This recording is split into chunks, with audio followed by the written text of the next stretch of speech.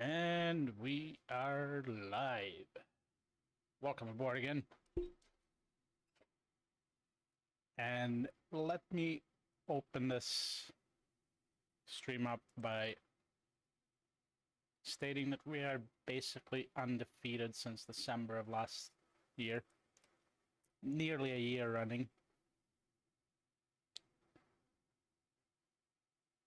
And yes, in this season's case, that does include the Champions League too. But granted, we have not faced Barcelona yet. And I don't think we have to face them in the Champions League at all. No, we don't. We only have... Let's see. Oh, we do have to face Real Madrid, though. That's going to be in our next Champions League match.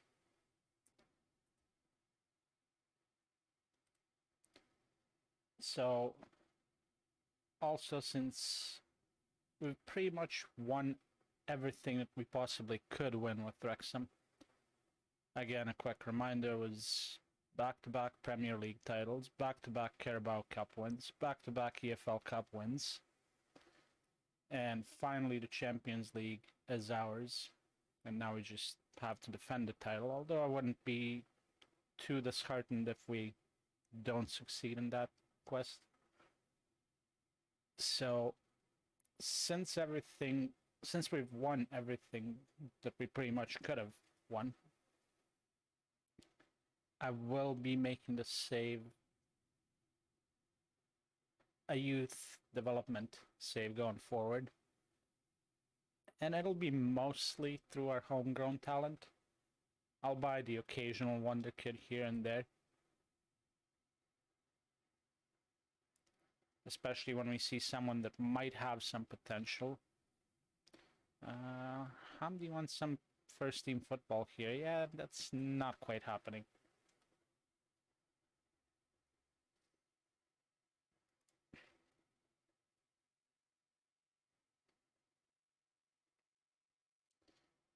But hopefully we can repeat as champions once again in the Premier League title and hopefully in Champions League as well. It would be that much sweeter if we could win Champions League back to back as well. Although that will be a difficult task. Last year we had to face Marseille in the final, or Olympique de Marseille. And we actually have a rematch against them coming up in Champions League in just a few matches. So that'll be interesting. Now, in the final, that was a 1-0 win, courtesy of Angel Angelucci with his 113th minute goal.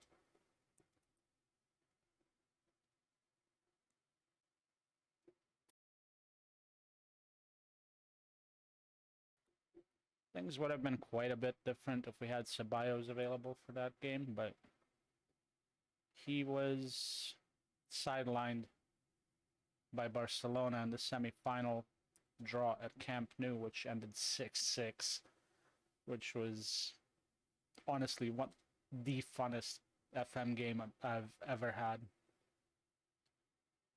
since I started playing back in FMO for FMO9.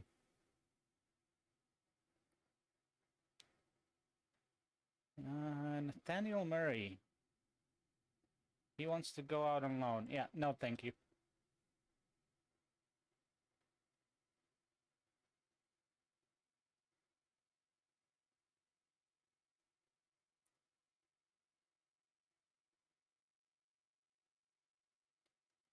From now on, the only players going out on loan will be the ones that we signed that cannot be granted a work permit right away.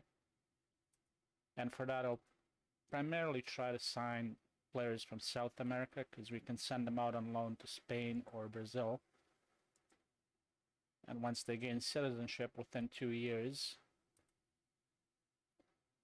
they should be able to get a work permit as well. So,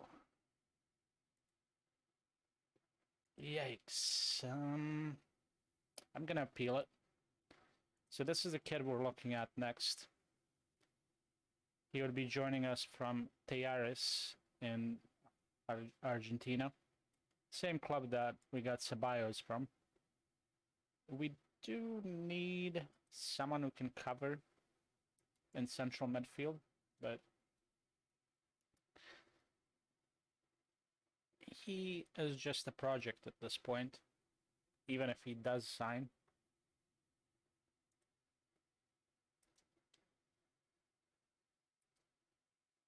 And if he doesn't, it's not the end of the world.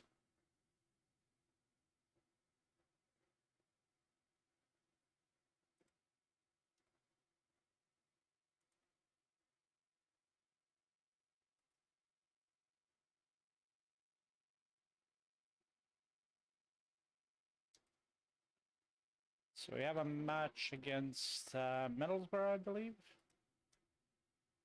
Yeah. They're currently sitting in 20th place, so we should be able to smash them in the next one. Oh, he's been granted a work permit. Even better.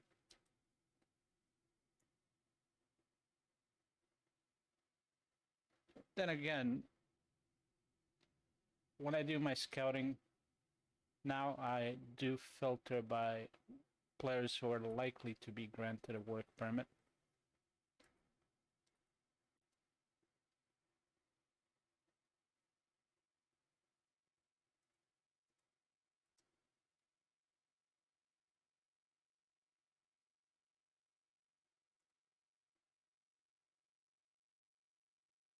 Okay, so he's not joining us for another month and a bit, which is honestly fine. And it's not like he's absolutely ready for first team minutes. Anyway. So I'll probably keep him with the under 21 squad for a bit. Train him up a little bit and give him occasional starts and cup runs.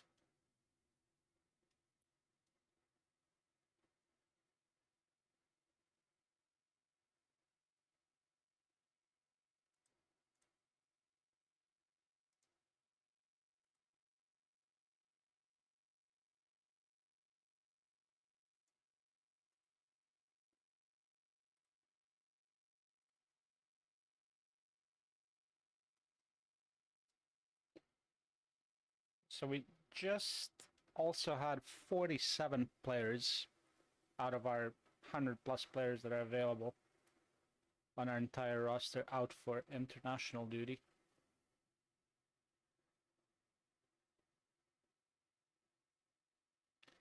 I'll be taking another quick look right now at the scouting list. And you know what? Most of these could still be scouted a bit further. And since money's not really an object at this point in time for us,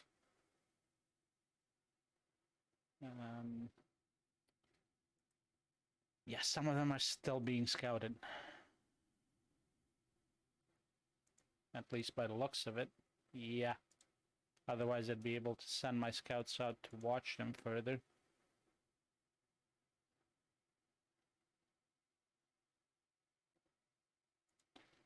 Assigned for 1 week. Some of these players are not worth scouting again.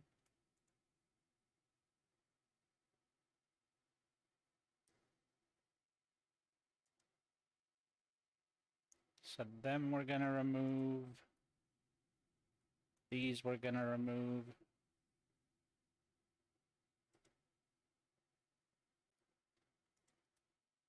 And maybe we can send our scouts out to watch these guys. Yep, that'll be good. So now we have 27 players left.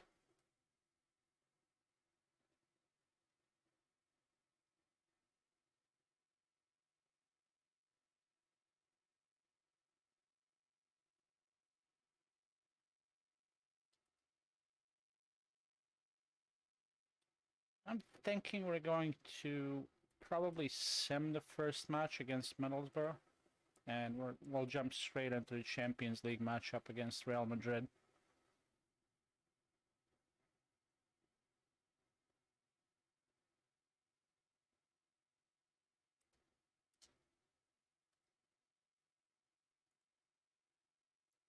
course, I will still assign opposition instructions the same way I always do, as of recently. Strikers always get full attention. He's going to be put on his left foot.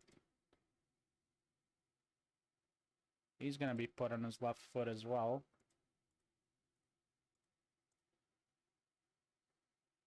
Wingbacks we only put them on their weaker foot. So left foot for Bajarano here. And probably left foot for him as well. Yeah, left foot.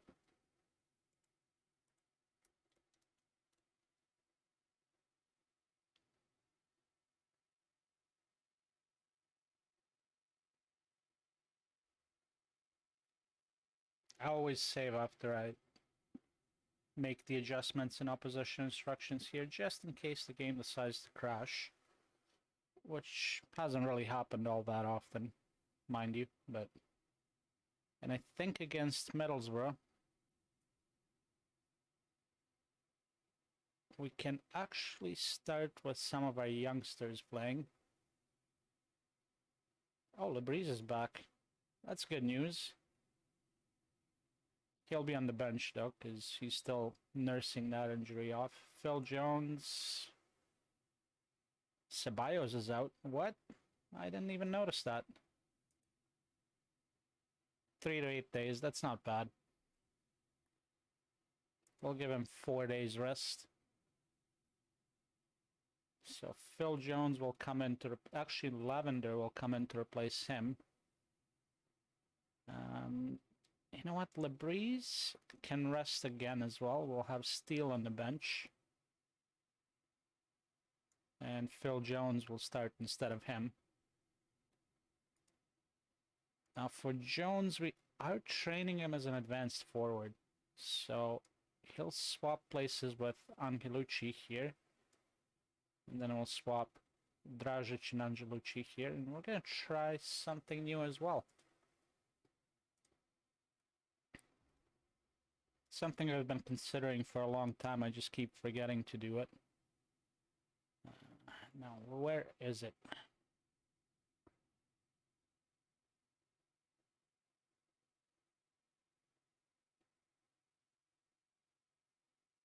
I know it's in this menu somewhere here. It's not under marking.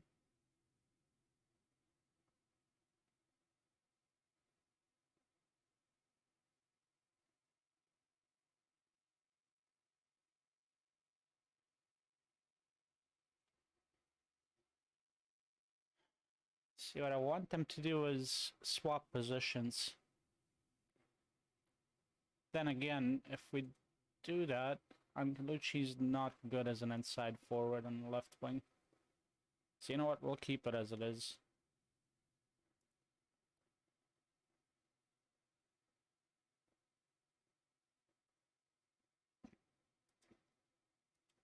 Centurion is finally making starts for us. I love having quick center backs. I don't know about you guys, but it's one of my absolute favorite ways to play the game.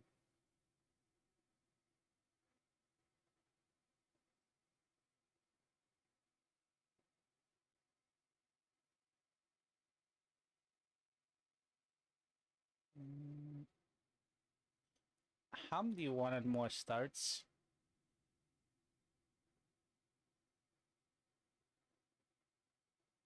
So you know what, we're gonna roll without a goalkeeper on the bench, and Hamdi will start instead of Davies. And let's just go into the match.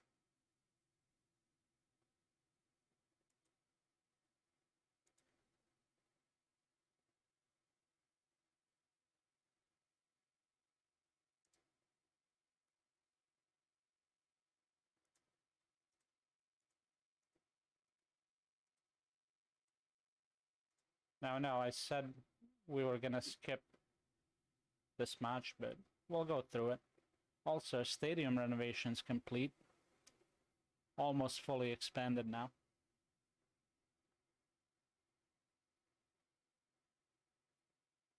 Although, to be honest with you, I'm not thoroughly impressed with how the stadium's been designed.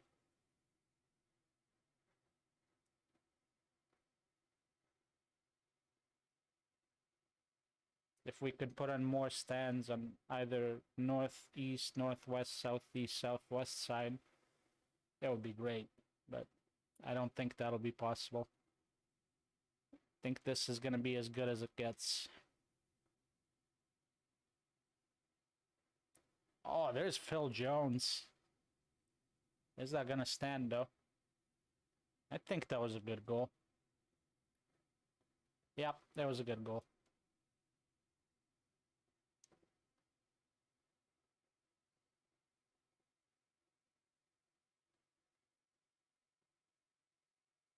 He was right in the pocket there.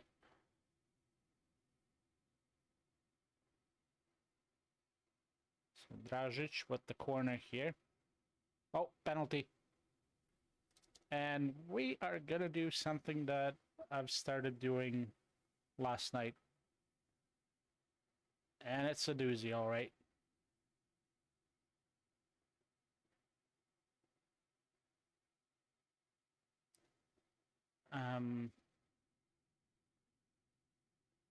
Okay. Oh, yeah. That's because Adele is starting this match. He'll take the penalty.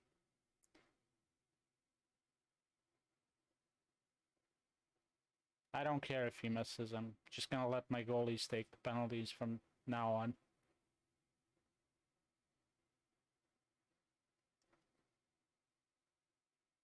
Nope, he's not going to miss.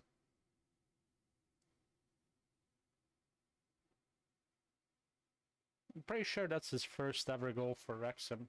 I mean, being that he's the goalie, it's not really a surprise.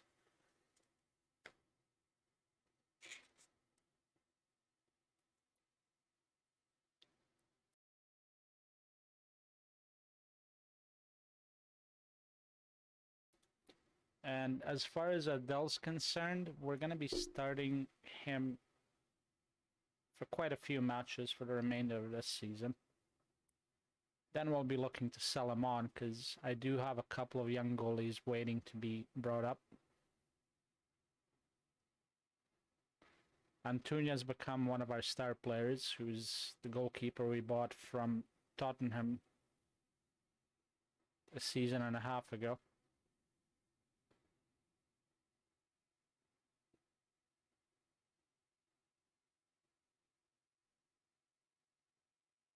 Here's Souza.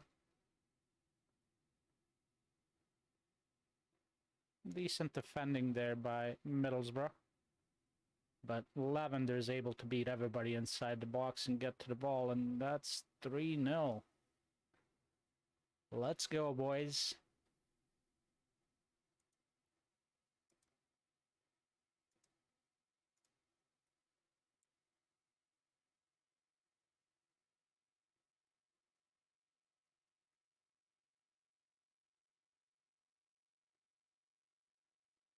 Now, unfortunately, since I am going to try to roll with the Youth Academy going forward, that means that eventually we're going to have to sell Ceballos, Angelucci, Dragic, pretty much most of our starting 11. But I'm not doing that yet.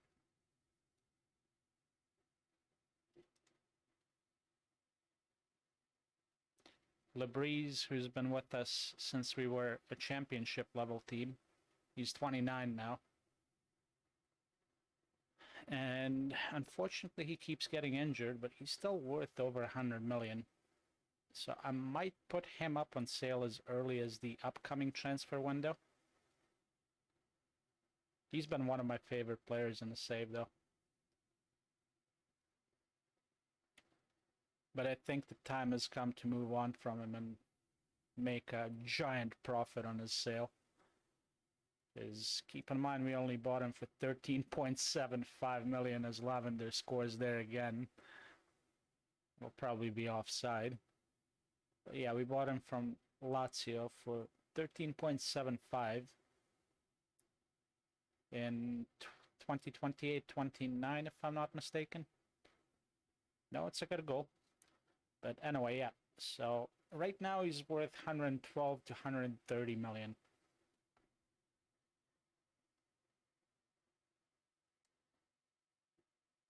And if we can cash in on him for that much, it would be that much sweeter selling him. He's been a great player for the club too.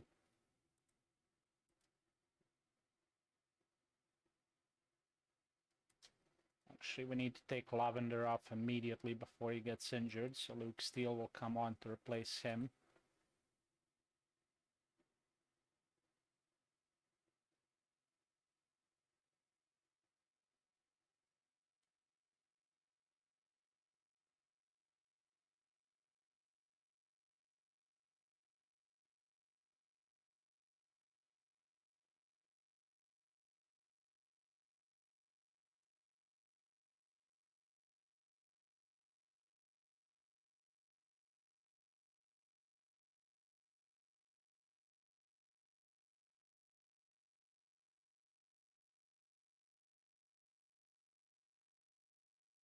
We're just all over Middlesbrough. Unfortunately for them. It's 5-0. Get in, son.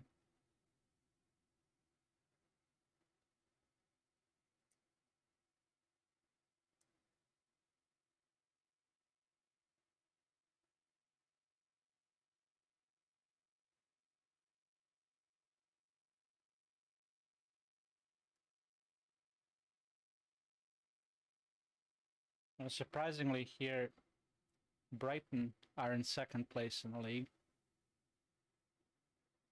I mean, it wasn't surprising for the first few seasons when I was in the Prem, because they actually managed to get Mykhailo Mudryk from Chelsea.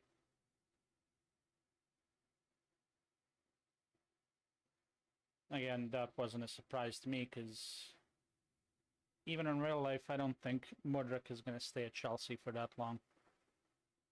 I honestly don't.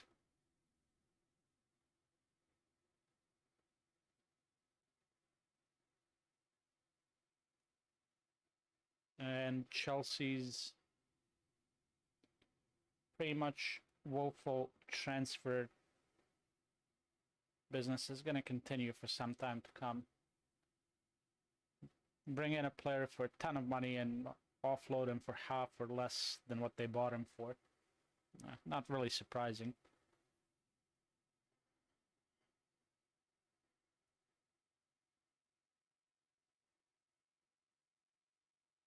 Now, I should say Chelsea, I don't really like them that much, but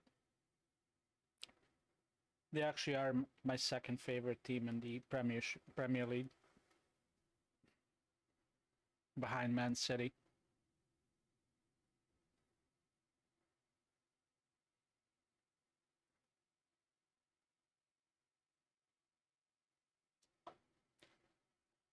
Okay, now we're gonna take a look and see. Aldridge can come on for Sendoya. And we'll bring in Vargas for Evans.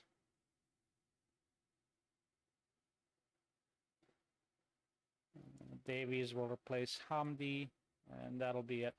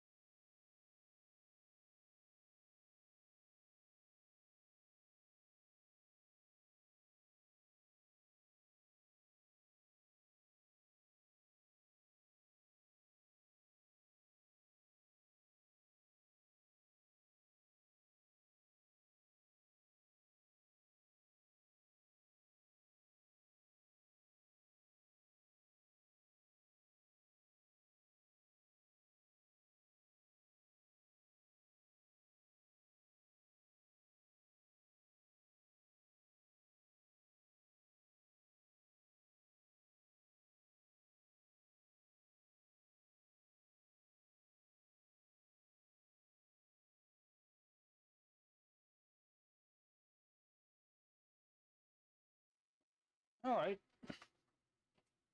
So 5-1 win with 3.14 XG. It's becoming a little bit too easy, but converting this to Youth Academy save only, or Youth Development save, will prove to be more of a challenge. Now that we've won pretty much everything we wanted, it's the right time to turn in that direction.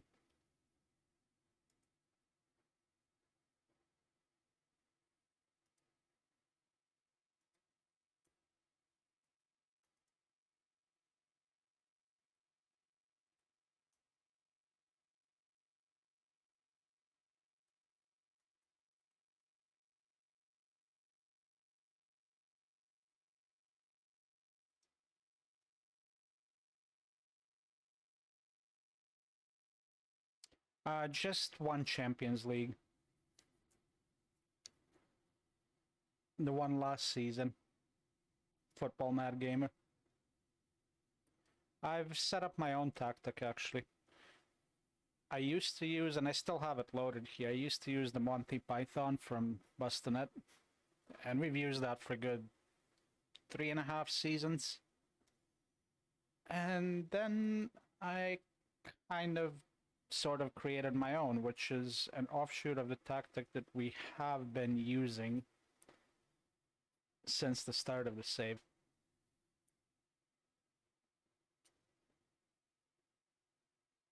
Except the variation that I had back then was that the two central midfielders you see here were defensive midfielders.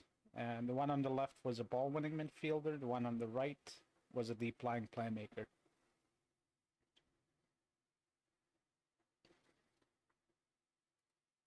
What's wrong with Hamdi here? Oh, he's unregistered for Champions League. Yeah, that's right. Zapata's not quite there. I'm gonna bring in Davies. And we still have a couple of days until the match day. Souza, is he resting? Yeah, he's resting. Okay.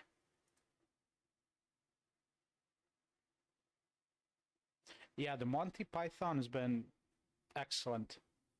There's no question about that. You just, if you don't have the players for it, you have to retrain them and get their attributes in line with what's required for the formation. With the one I'm using right now, yeah, we've been undefeated since December 2035, and it's November 24th, 2036 right now. So, since the start of this season, we haven't lost a single game yet. And then, here's our last season.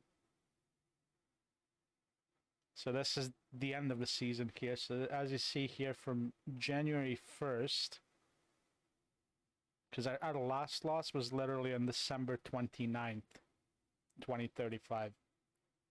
And we've been using the 4-2-4 that I just showed you there. But since January 1st, 2036, we have not lost a single match. Then again, I have a crazy good squad here. Actually, the best way to show you that would be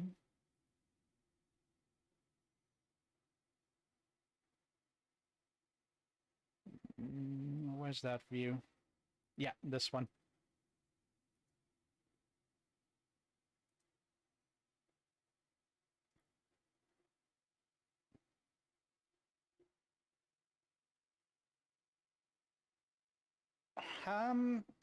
There's a few components to it. You'll get to see exactly what I'm doing with our match coming up against Real Madrid.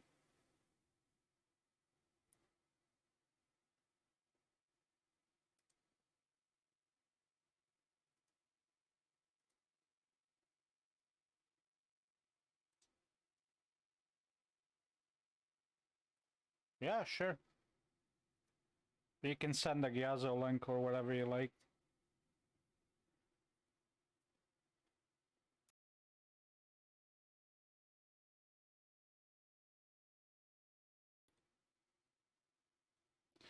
A lot of it has to do with the coaching staff I have in place, though. So if you take a look at my coaching team here, what's one thing that sticks out to you here? I'm going to sort them by their respective jobs here. So look at all the coaches. What's one thing that sticks out to you?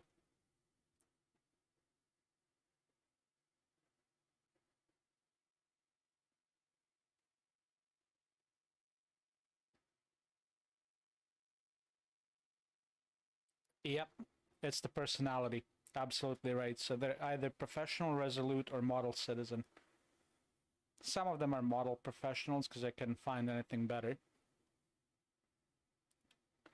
Or fairly determined here. These are the two guys we do need to replace. But that'll come in due time. And honestly, it's the same setup for my youth teams. So for under 21s, under 18s, it's the same type of deal.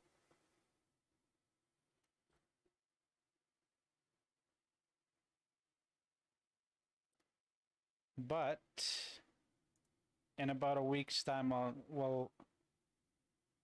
week's time in game, of course, we'll get to review the training.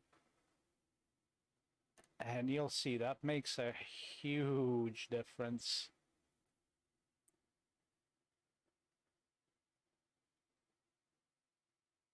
Like in this instance, when I hired all of those coaches, I honestly didn't even look at their attributes. Just making sure that they had the right personality. That's all I was after there.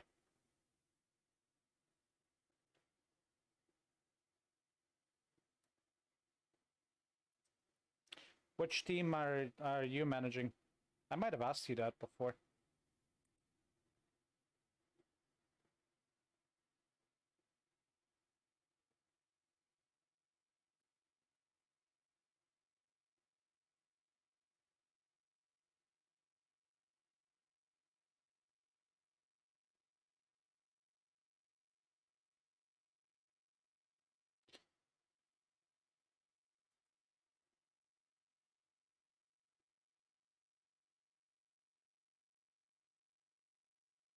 Oh, you mean the stats that I showed you in the squad view? I'm using a downloaded filter, squad filter from Second Yellow Card. It's his filter that I have loaded here. So you can find that on his YouTube channel and his MTK Budapest save. So that's the nation team scouting.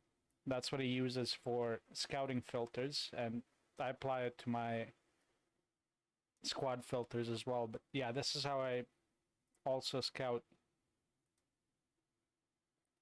youth players, and I manually do this every September or October at the start of the first international call-up window. So I'll look through a bunch of European teams, a bunch of South American teams, all the way throughout the world. On the squad, yeah. On the squad, I use the same filter that you see here to show you the attributes for them. So see, it's this one, Nation Team Scouting.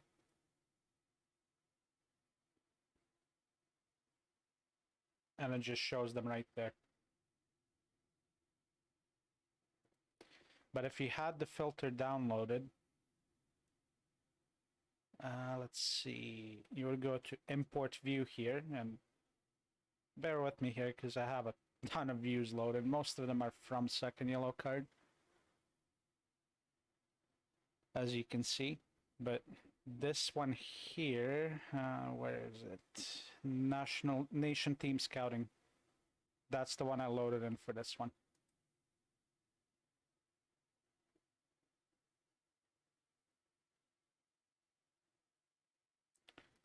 Speaking of, I want to show you something funny, but something that's to be expected. So the Welsh national teams, right? Look at this. 6, 7, 8, 9, 10 Wrexham players in the under 18 setup.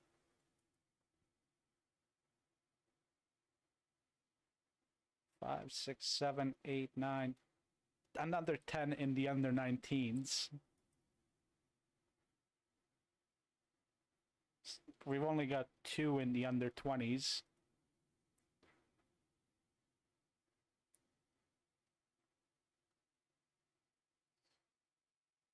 Seven in under 21s, and for the Welsh senior squad,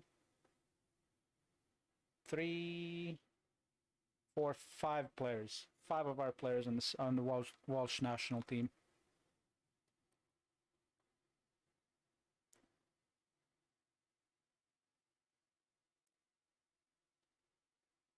Again, with all of these, you always have to auto-size the columns to see the ranges if they're not fully scouted.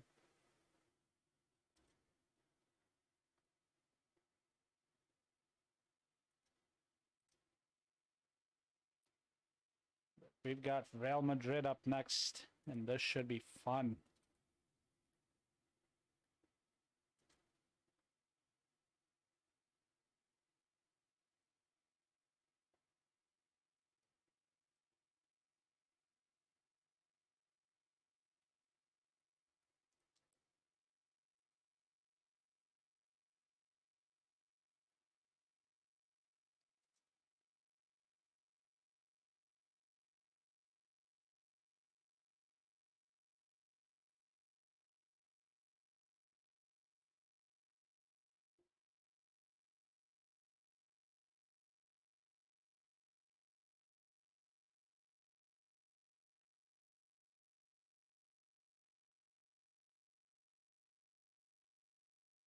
Wait, oh yeah, you're managing Blackpool. Yeah, you did tell me. I remember now.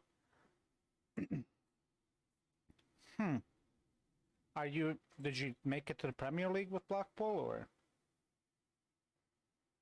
I think he said he did.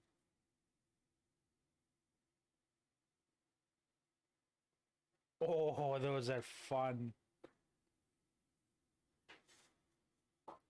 Hey, thank you for a follow, man.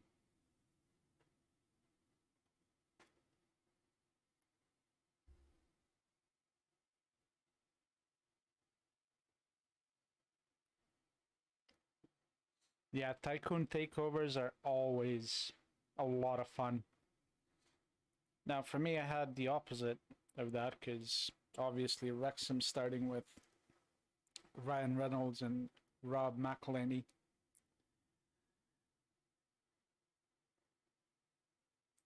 I was hoping they would stick with the club throughout the save.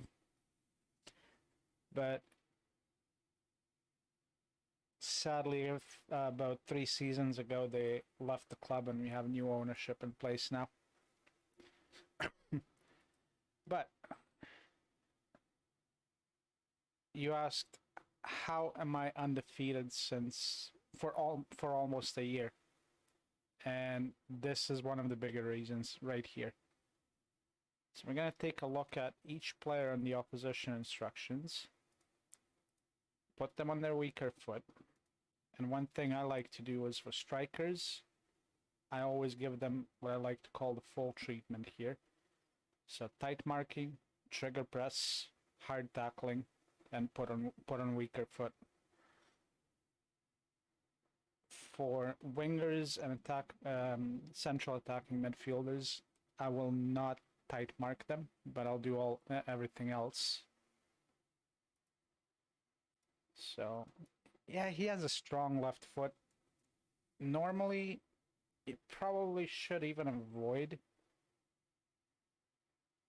putting them on their slightly weaker foot, because they're still equally as dangerous, but honestly, I don't really care at this point. Fairly strong is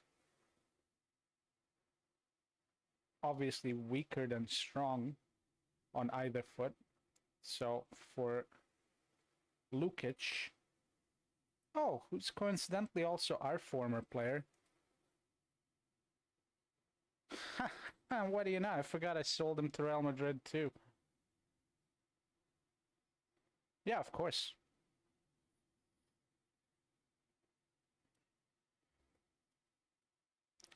But yeah, Radivoj Lukic here, we bought him for 3.8 million from Partizan Belgrade. and we sold him off to Real Madrid for 51 million. So him, we're putting on his left foot. Just keep in mind, though, if you see, usually when the teams play with two strikers up front, you'll see an attack mid-center and then wingers playing deeper down. So there'll be midfield left or midfield right. And for those, I will rarely put them on their weaker foot, and I'll just leave everything blank most of the time.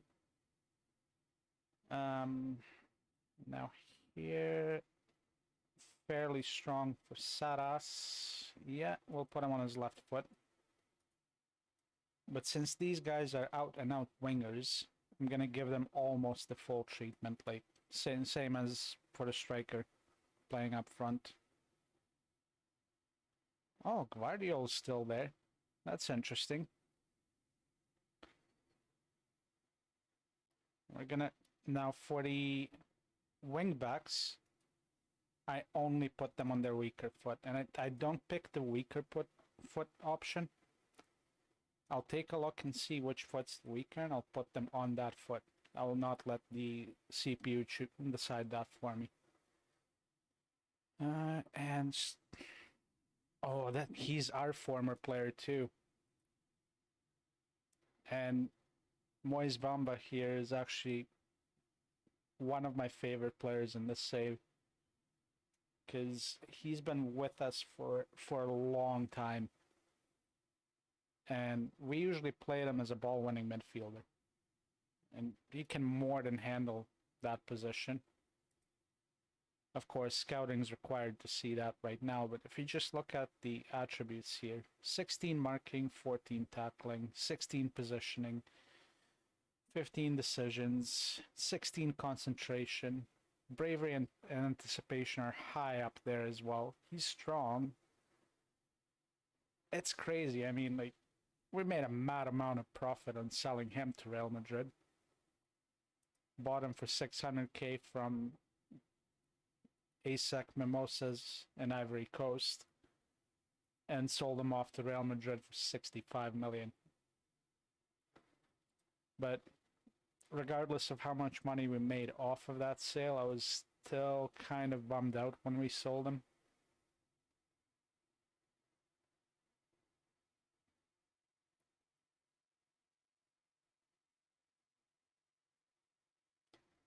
So yeah, if you want to take a screenshot here, now would be a good time. Keep in mind that I'll also, for the right back, they're usually weaker on their opposite side. For every player that plays on the flank, they're usually weaker on their opposite side. So left backs are weaker on the right side and right backs are weaker on the left side. But for him, I would put him on his left foot. But there's no point in doing that, since it's strong and very strong. And the same could be said for these two down here. But since they're playing up front, I am going to have those individual instructions on them.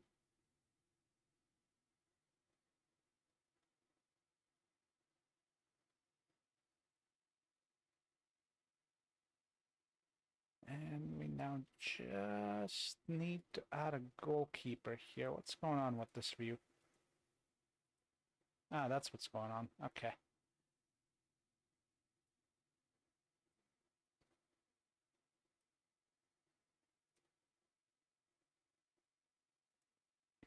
Oh, we do need to add one more player on the bench. Yeah, Marvin Labrise. Okay, these are all youngsters down here. That's good.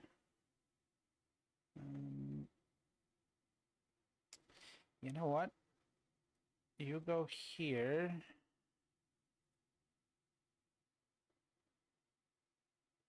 Labrise is not fully ready yet. Gonna put in Steele as an inside forward over here. Actually, yeah, I like that. I like that.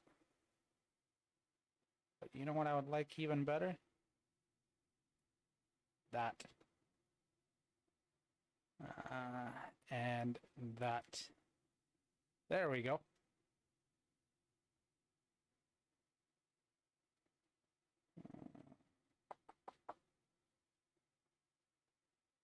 Anybody else who needs to come off? Maybe. Yeah, we need to put De La Torre in here. Oh, that's even better. That's actually pretty much our full strength lineup. Except Svoboda is more proficient as a Mazzala. Because Vargas or Evans over there is still training as a Mazzala, even though he's got all the right attributes to fill that role.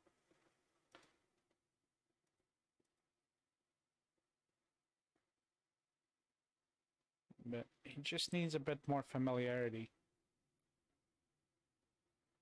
to become even better at it.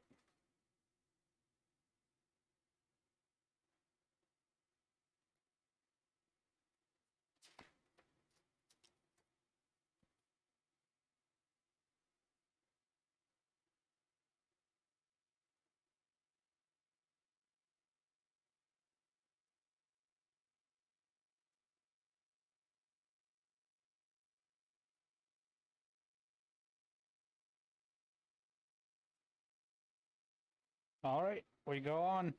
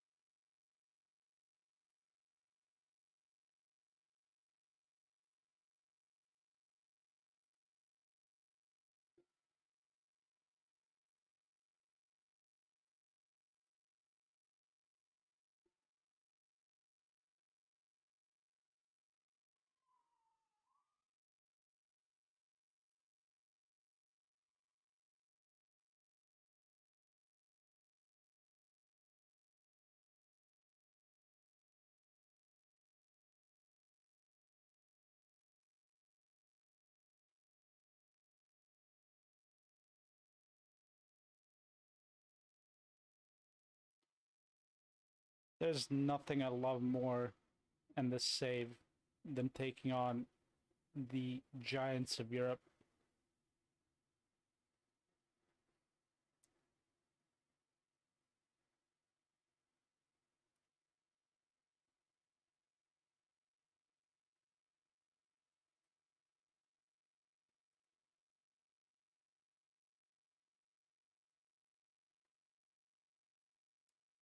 Yeah, give it a try.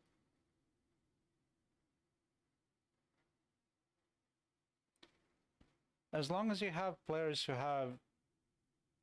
See, yeah, that's where I was going to go with this. As long as you have players that have decent enough concentration and positioning, doing just that should actually really help you out.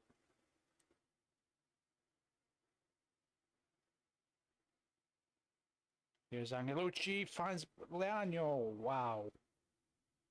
Wow, wow, wow. What a chance.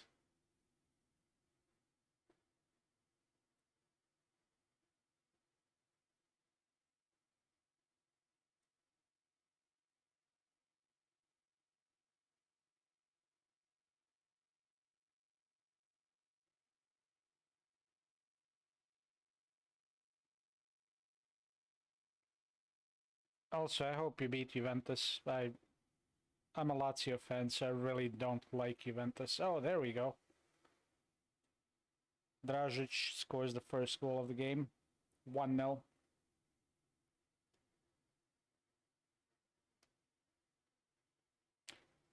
Speaking of Dragic, he bagged himself a goal of the tournament for Euro 2036 in the previous season.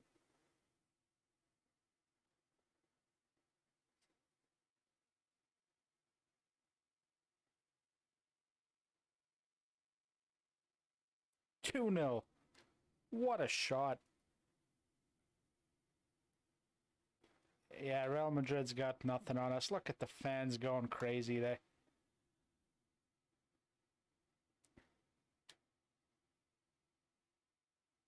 Wow, first touch pass by Svoboda there was absolutely brilliant.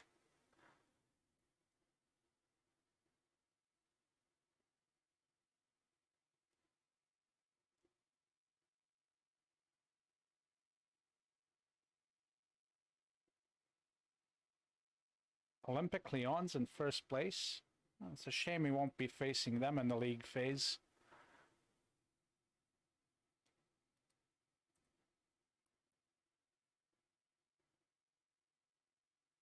Souza's going to be coming off. But it'll be Lavender to come off first. And we'll put in Shane Jones.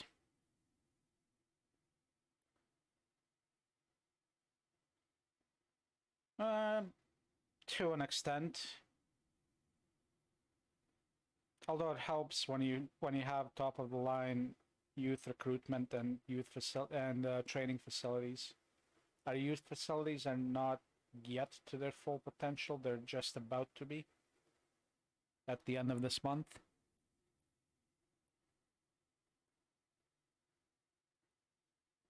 You should see the list of affiliates I have. It's pretty crazy, but it could still get way better.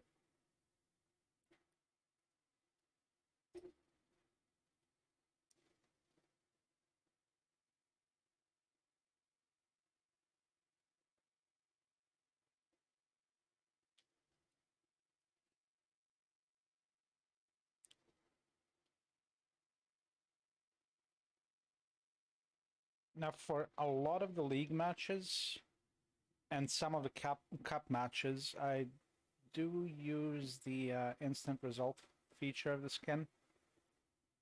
And by the way, I'm using the Tato 23 skin.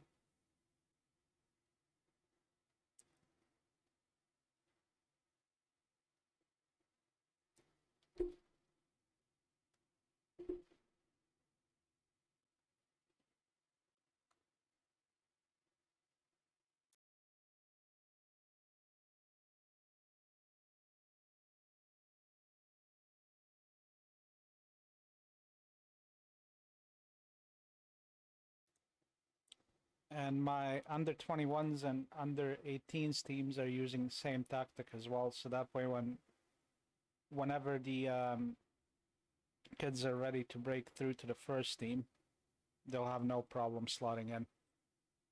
Oh, here's a chance for Shane Jones. Shane Jones puts it in. Let's go. Well, I guess we're not making any more subs. It's 83 minutes in right now. There's no point in subbing anyone on at this point because they will not get a match rating for it.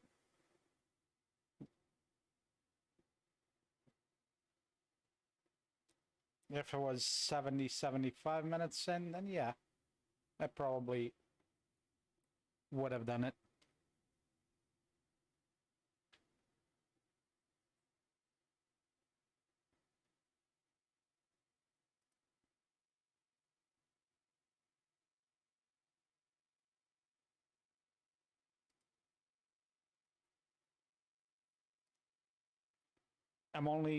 I only gave them that specific team talk.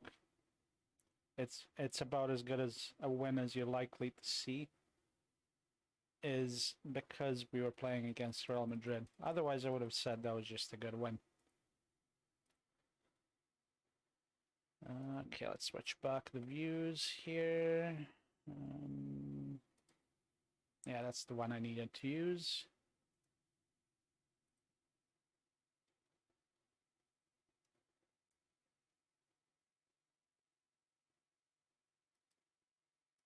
Also, when you have a congested schedule, and this is the biggest tip out there,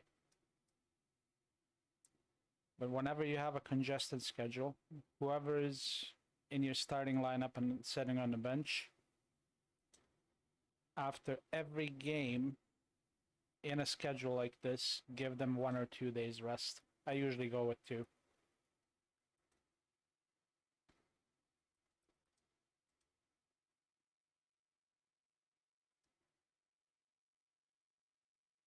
Yeah, basically. December is usually the heaviest month.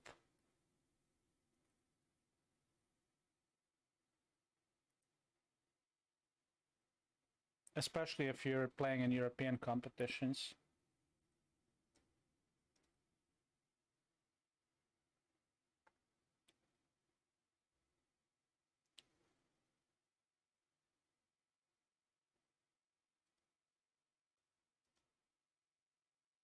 Oh, I love playing against Liverpool.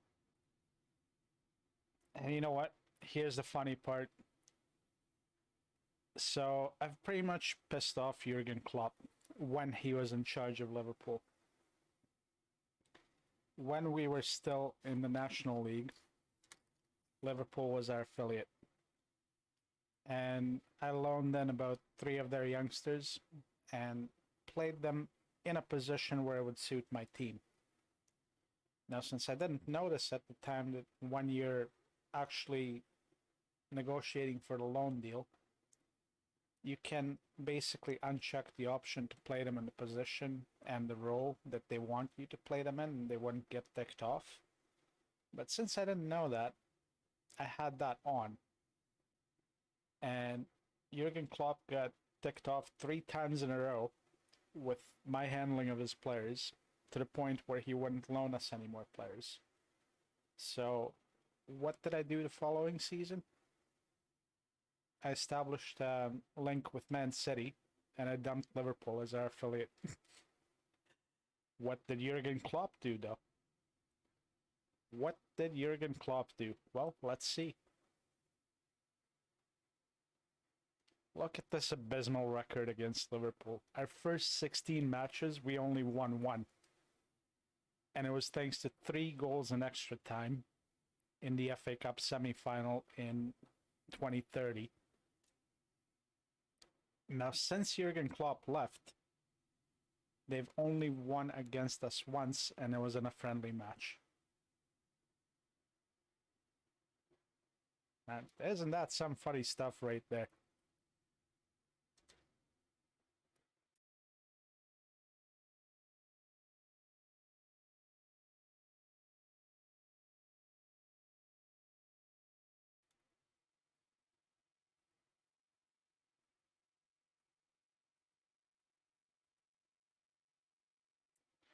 And you know what?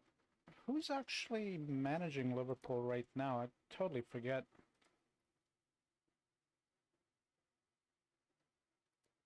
Let me know how it goes, man. Oh, Graham Potter? He's at Liverpool? Oh, this is too funny. Oh my god.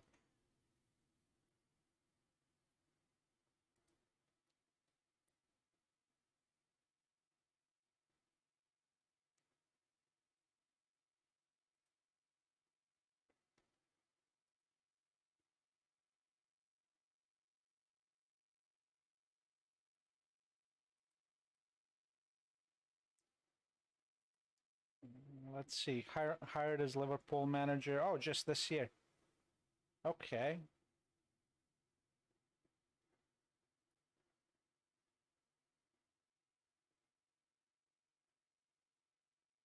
Ah, he was a Barcelona manager? Wow.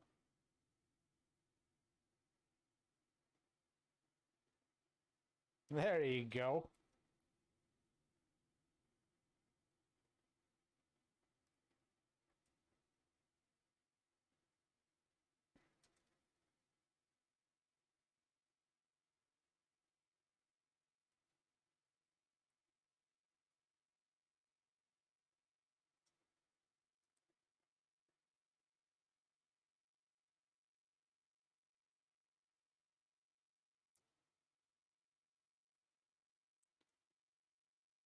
There's something about setting the opposition instructions for players to put them on their weaker foot specifically. And if you've ever watched Bust the Nuts content on YouTube, he specifically talks about this. It's all about cutting off the angles for the opposition.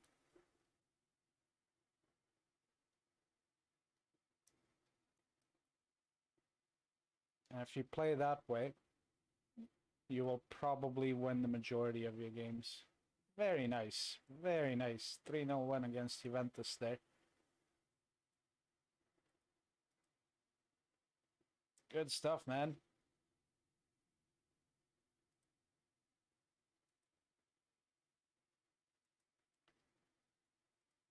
But yeah, you'll see it here in my Liverpool instructions for strikers. I'll tick every option on it. I don't care. Like, see, normally you shouldn't hard tackle them if they have high bravery and high composure.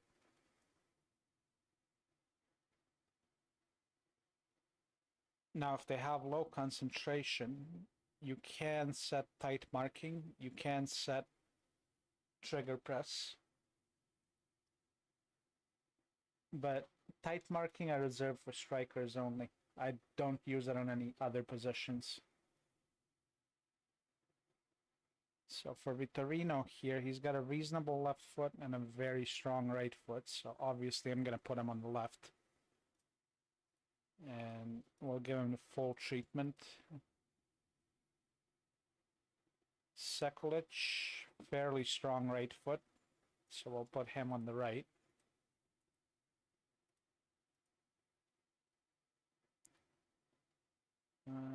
Serpa, I'm not going to do anything with, because he's either-footed here.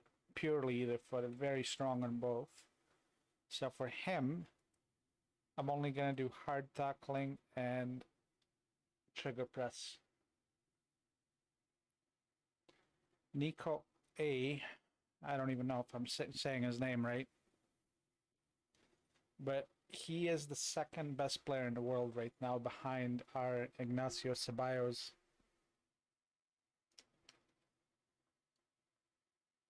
And for him, no matter which instructions I set, I always have a hard time dealing with him.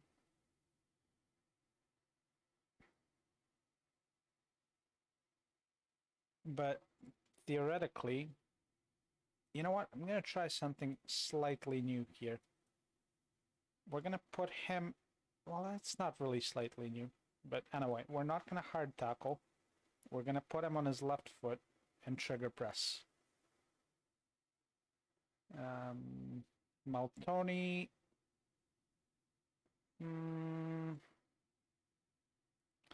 Yeah, I'll put him on his right. I'm almost tempted to leave this blank though. And Mears here.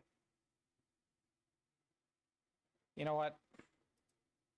We'll leave this blank. Oops.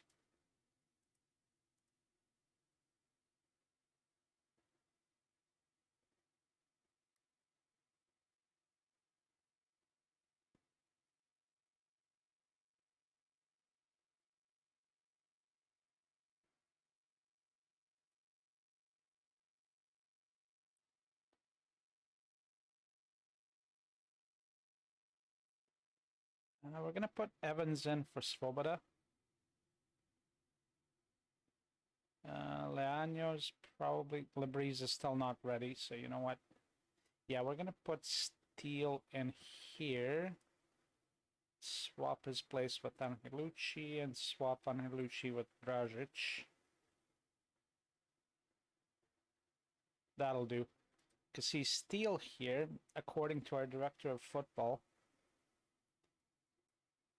he has the potential to become better than Ignacio Ceballos. Where did Ceballos go? Oh yeah, he's injured.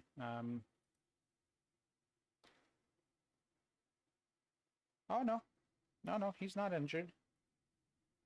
Is he ready to come back though? He is. Perfect. Okay.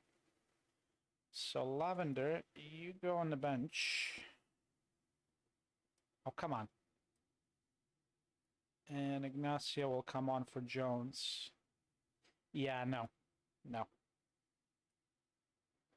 But anyway, this is Ignacio Ceballos, back-to-back Ballon d'Or winner, back-to-back English Premier League Player of the Season winner, back-to-back English Premier League top scorer, Champions League top scorer.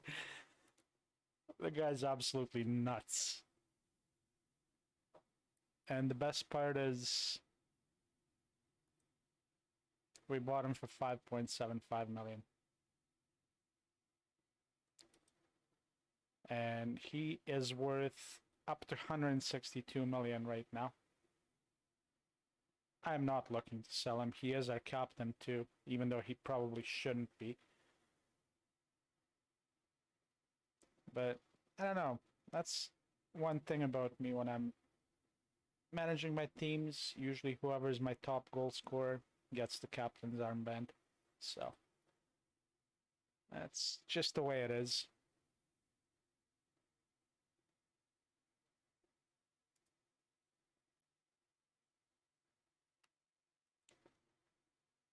So here we go. We take on Graham Potter's Liverpool side. Oh, speaking of which, Liverpool are predicted to finish as champions. We're down in third place. It doesn't matter because we're probably going to win the league anyway. But where is Liverpool right now? 5th place. They're only 5 points out. And the funniest thing when it comes to Liverpool also, here's the previous season.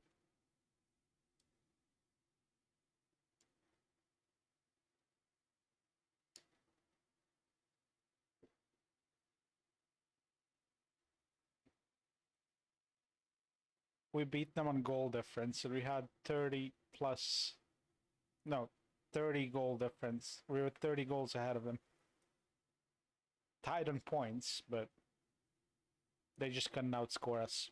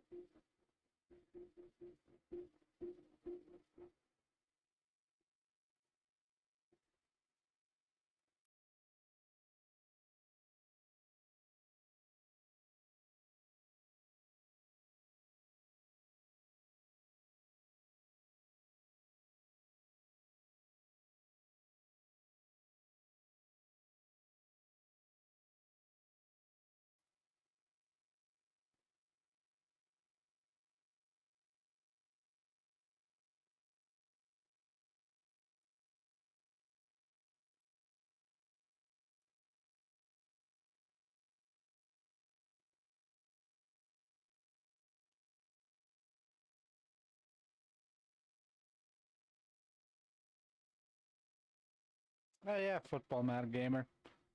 I didn't show off our goalkeeper yet, whom we bought from Tottenham. Thank you. But it looks like we're already ahead.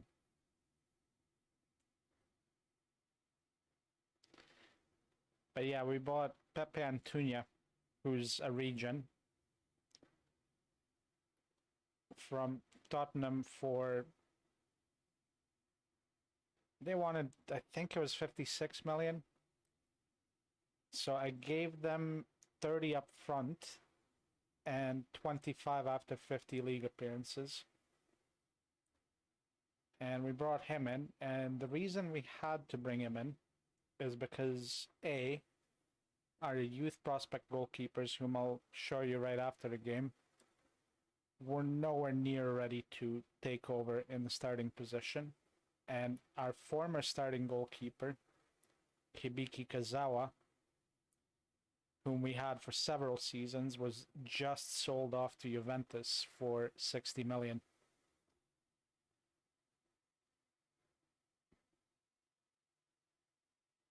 That's good.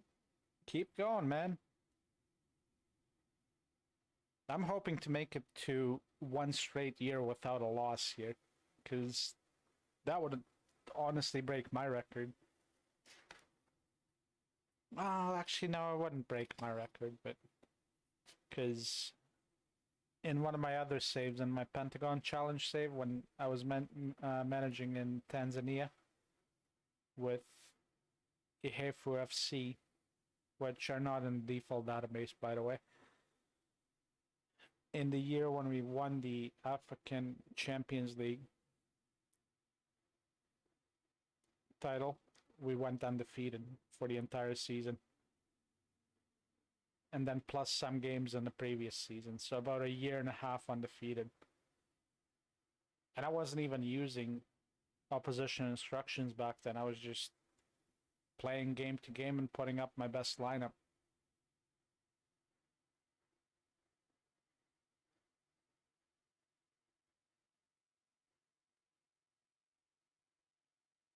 See, Antuna's freaking clutch here. But I do have one really good young keeper coming through the youth ranks. And I almost debated on bringing him up to the senior team so that he can be mentored by Pepe Antuna. But I think what I'm going to do instead is I'm going to make Antuna available for under 18s matches for 90 minutes. And then put him in the group to mentor the kid. Although we did just sign a young, I think, Uruguayan goalkeeper who's a model citizen, so that he could mentor our young goalkeepers down in under 18s.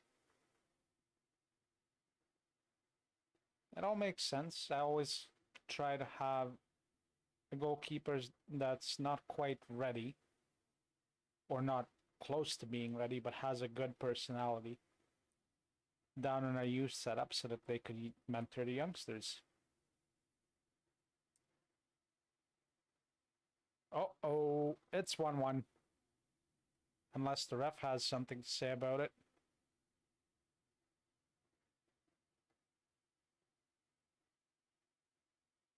Does he? Yes, he does. That's a good ref.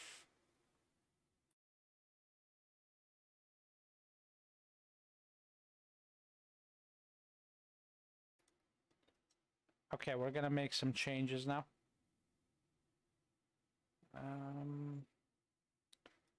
Ceballos on for Lavender.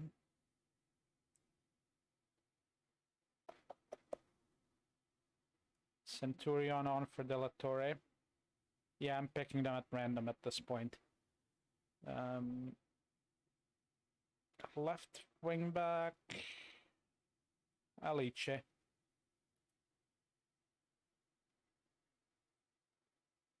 And we'll bring on Vargas for Evans. Swoboda already played against Real Madrid, so that should be fine.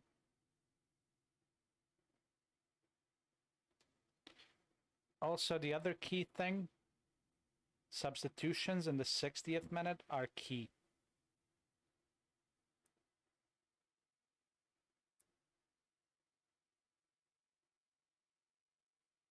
Well, Aaron Moore pops one in from the corner here.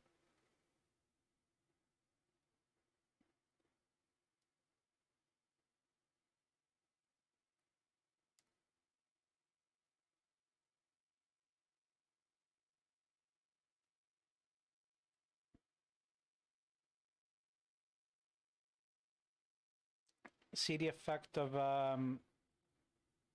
trigger press there?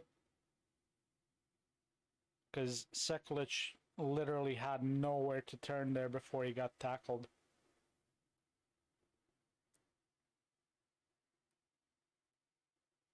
And again, two players right on him.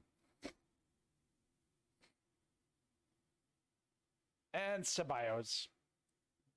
Is that going to be 3-0 though?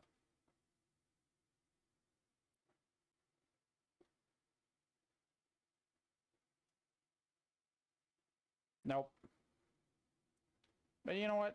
I'm perfectly fine with that. Now, since it's 70 minutes into the match, we're going to switch to our tactic to close out the game.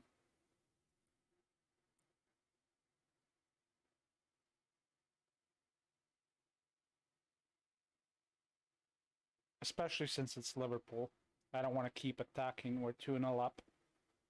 If they score one, I don't care.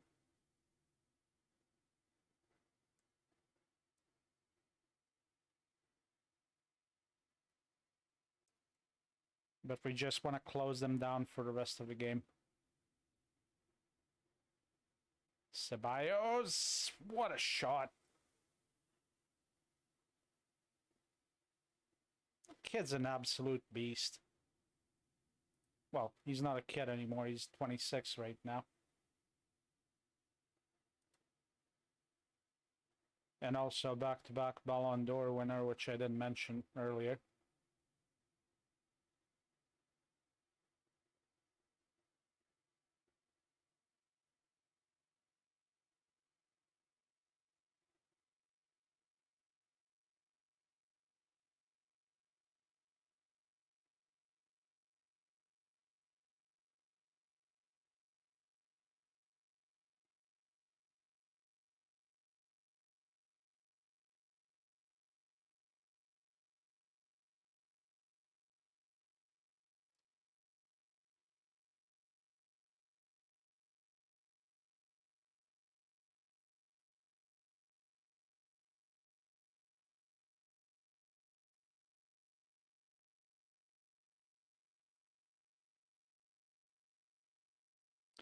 I usually don't do these extra team talks at the end of the game, but against Liverpool, for me, it's always impressive to win with a clean sheet. So they fully deserve it.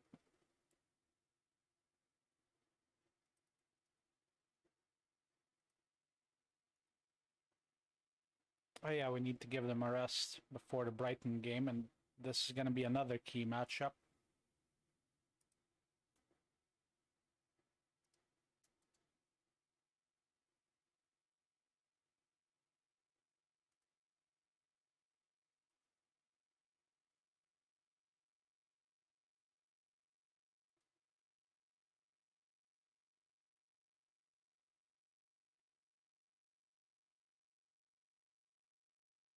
Yeah, just make sure to do your preliminary scouting beforehand. I don't know if you play with attribute masking on or off.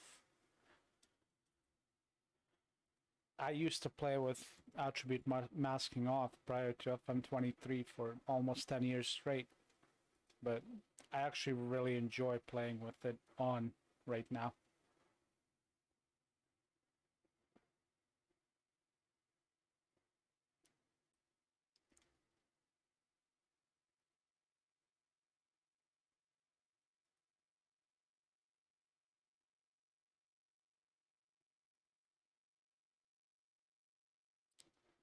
Speaking of which,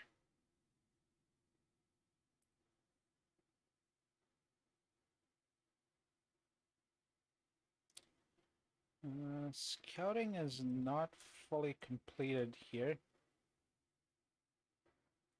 So one more week for everybody. And you know what? I'm going to show you how I go about the scouting process, because I do a lot of it manually. I don't really have any recruitment focuses. This one I just set up a few hours ago.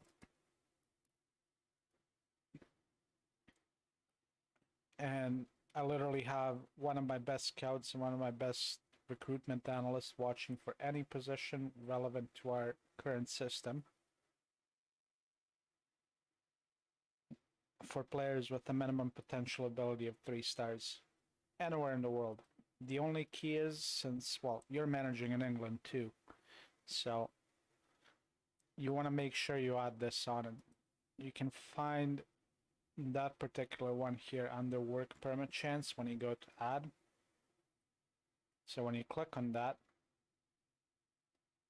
it gives you the work permit likely parameter. So, but yeah, let's see. So I'm gonna take a look at my, you know what? I don't think I've built out my scouting list in Africa or Asia for this season yet. So yeah, we'll do that. We'll go with Asia.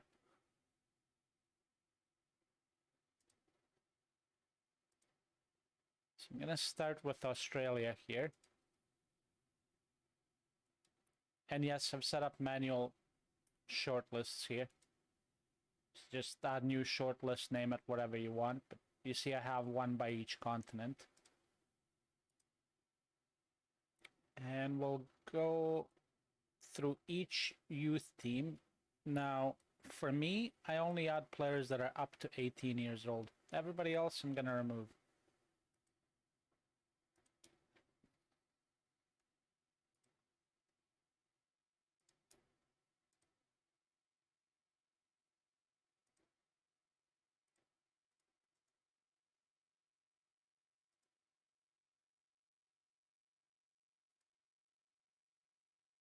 And this is a pretty time-consuming process. Again, I do use a filter for this.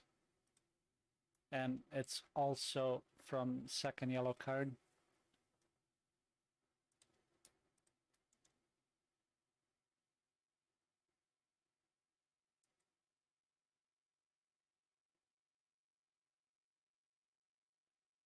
So these two guys are going to get added onto the Asia scouting list.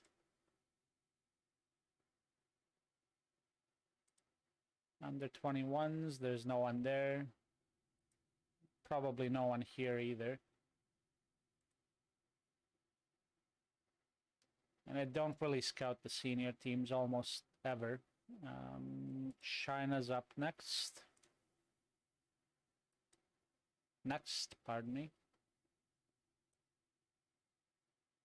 Quite a few players in China.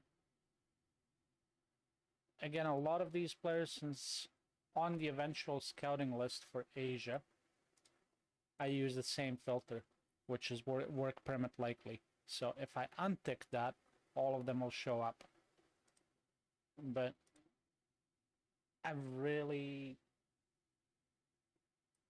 only want to sign players who are likely to be granted a work permit, especially since we're managing in England here. Any other country where it doesn't require a work permit, go nuts. That's the only thing I have to say.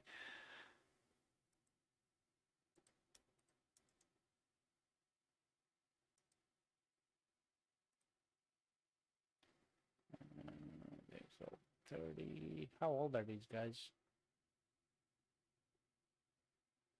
Why am I not seeing their age?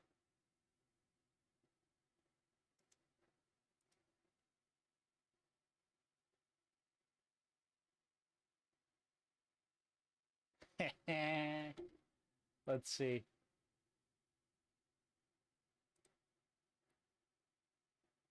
Mihai? What position does he normally play?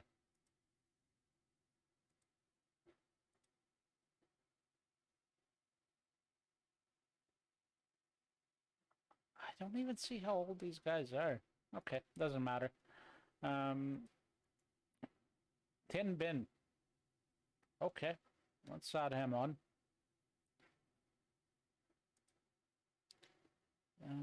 Next up, Iran and Iraq. I would check out India because you might find some gems in India, but it's very rare for that to happen.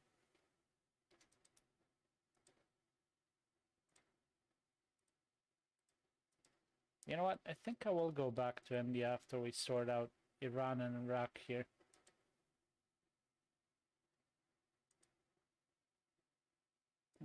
He's gonna get removed from the short list. The other thing is, whenever you set up a new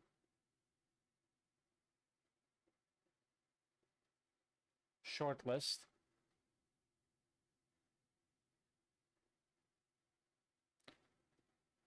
the option to keep the scouting list up to date will be ticked. So if you don't want to spend any of your remaining budget money on it, untick that. especially if you're a lower side that doesn't have that much, managing a lower side that doesn't have that much money to deal with. Make sure you don't keep that checkbox ticked. So these guys, let's remove. There's usually no one on the B team, so there's no point in checking.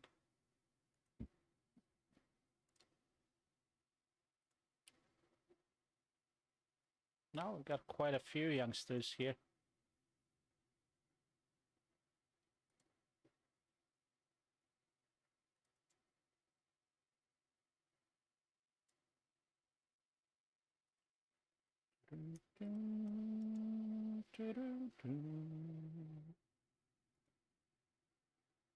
Damn it, I want to watch Rocky now.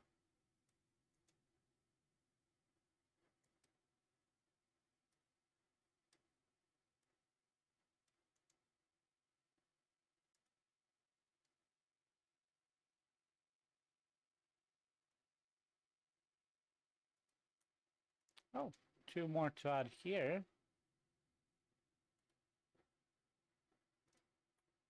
And of course, two to remove, whom we haven't even scouted yet. But that's okay.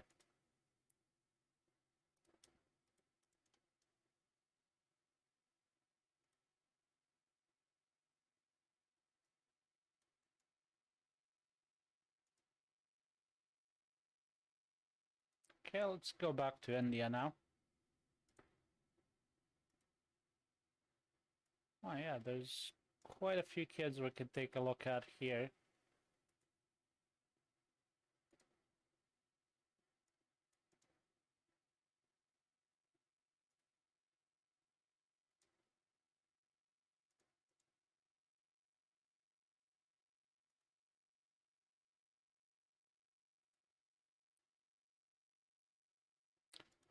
Japan. Whoa. That's a huge list of players right there. I wasn't expecting any less, by the way.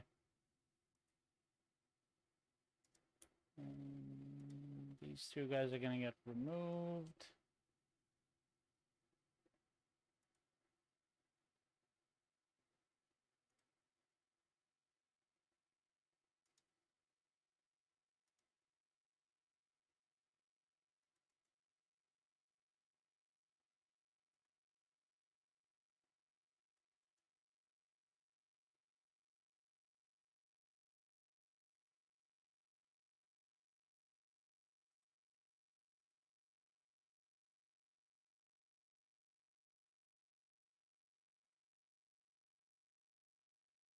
Anybody else in Asia here? I don't know. Maybe North Korea? Yeah, we'll give it a shot.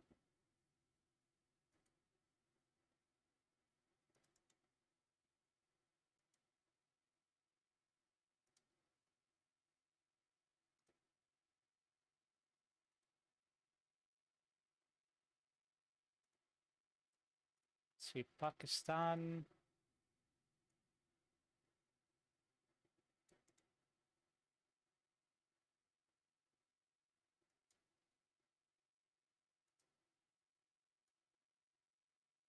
Oh, quite a few youngsters there.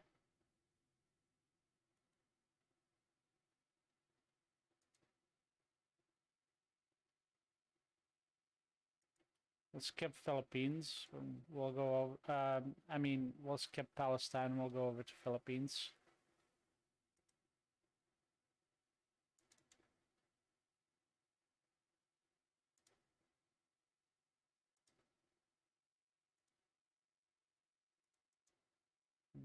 Only two players to look at there, really.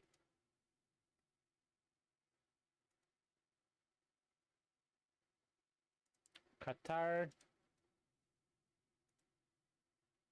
Ooh.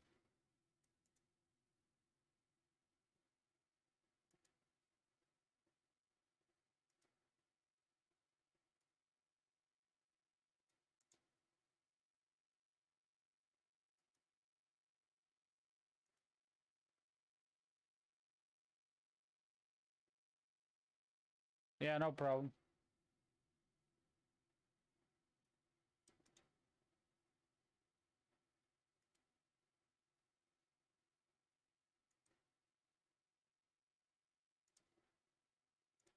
And we're gonna stick with Saudi Arabia and South Korea here.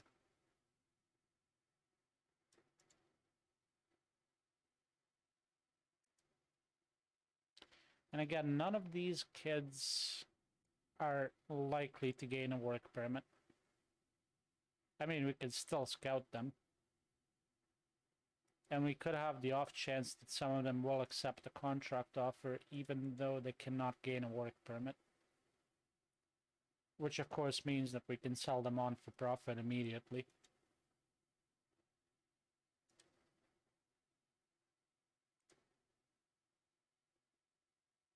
Anybody else? No.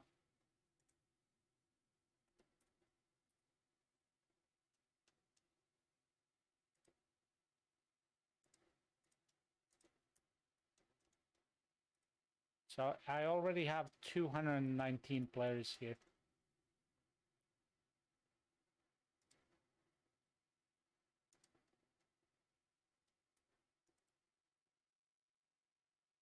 Oh, come on.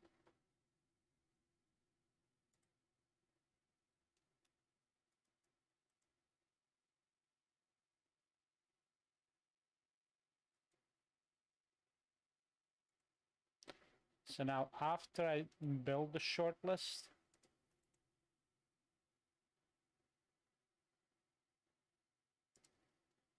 I'll assign my scouts to watch them for 1 week.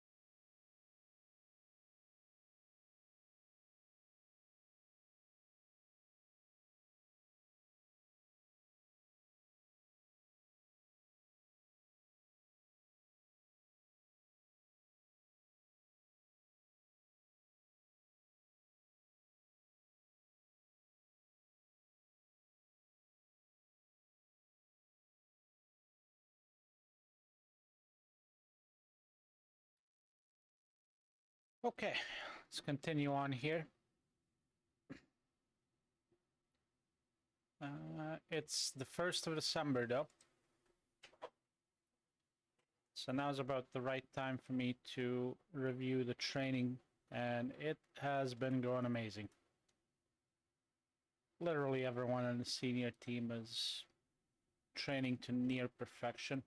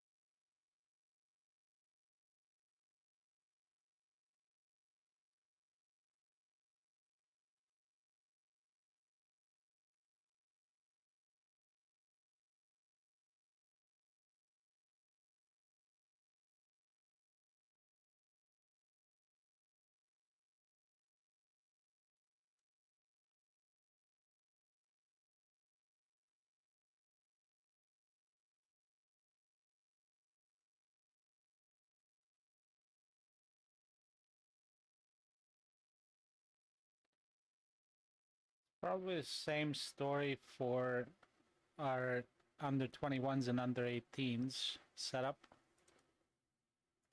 Yep.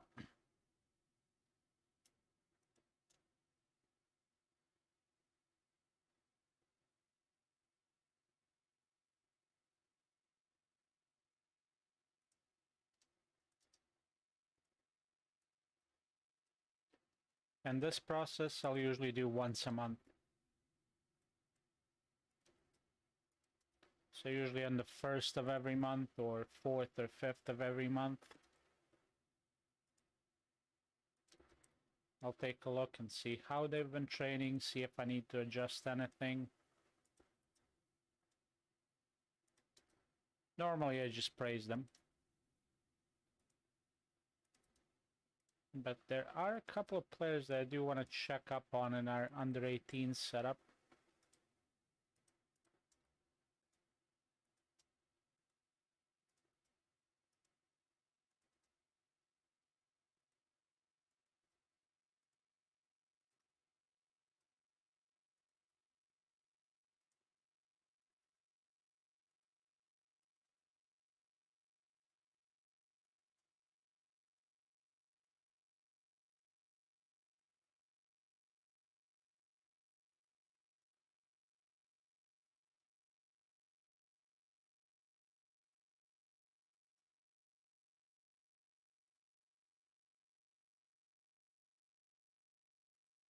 Wow, that's looking better than I expected.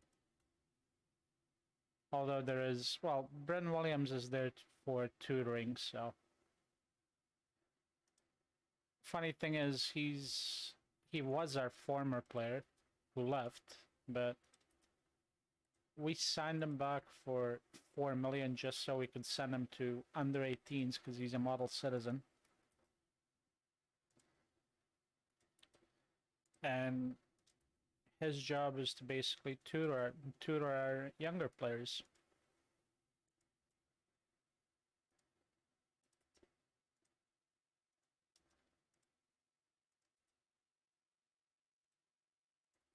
He's not getting any playing time though. And at this point he is 27 years old. So it's not likely that he'll develop anyway, and he's come as far as he could have already.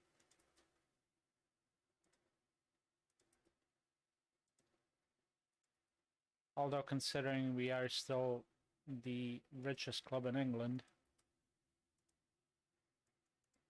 I didn't see a need for any other purpose for him aside from mentoring.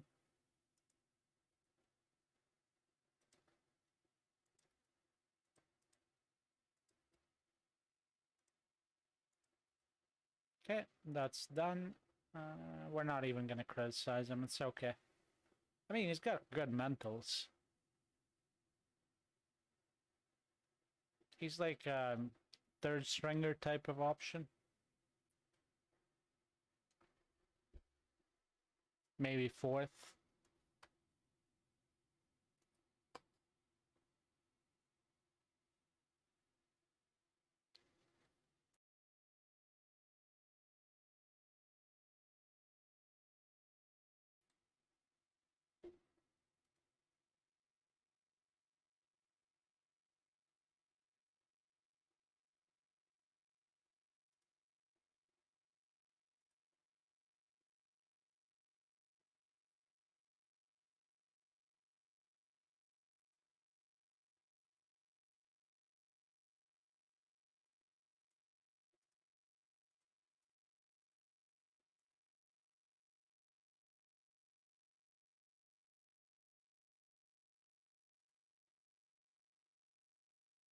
How's Papa Sané been doing?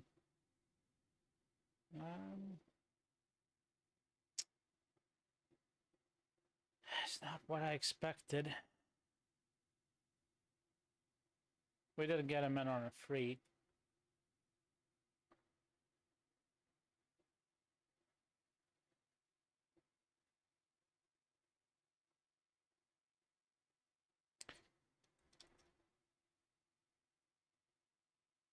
Nice. Angelucci got player of the month. Lavender got young player of the month. I got another manager of the month award. That's probably my 10th or 11th of those.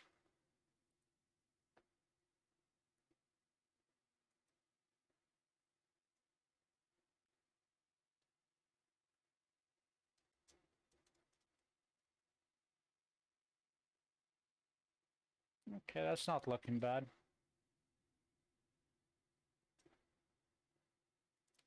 Yeah, I don't do recruitment meetings. There's almost no point.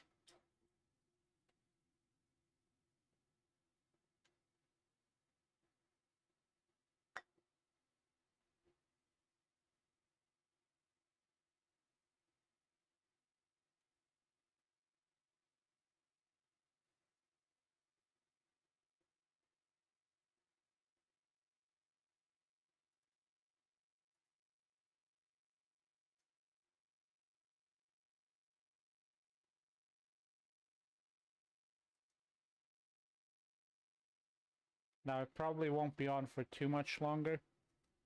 There is a Toronto Maple Leafs game going on in about an hour. So we'll probably do a couple of more matches here.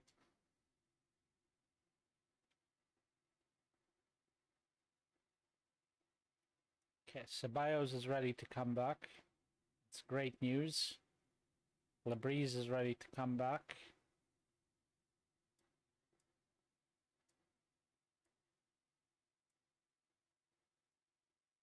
So this is the lineup that I'm mostly used to. Right here.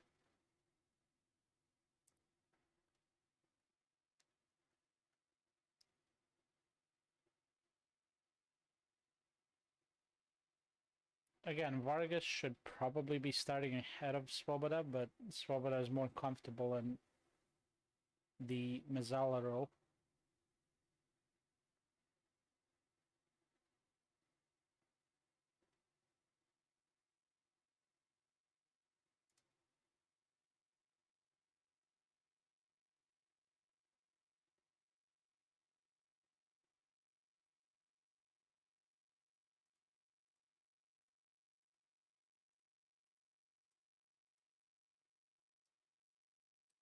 So, Football Mad Gamer, if you're still around, here's the perfect example for the two striker formations.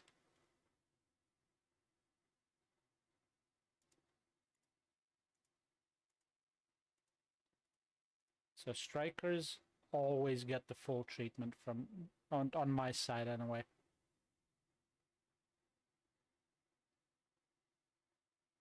Reasonable left foot, so he's going to be put on his left foot. Hard tackle and tight press. Yeah, see what I meant earlier? Because they're playing with two strikers up front, they're going to have a midfield left and a midfield right, so deeper wingers, instead of having the wingers that are playing higher up front.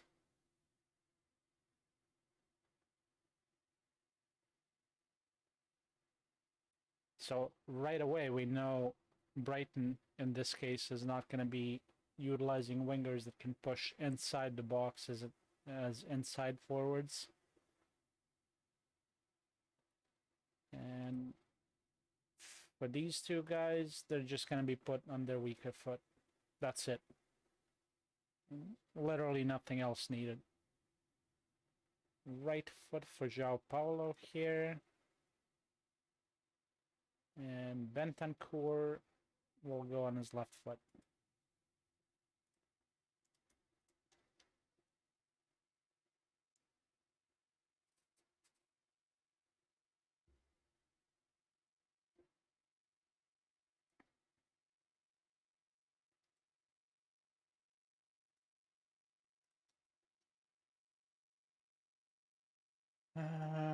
No one really needs a rest here. All right, Let's go for it.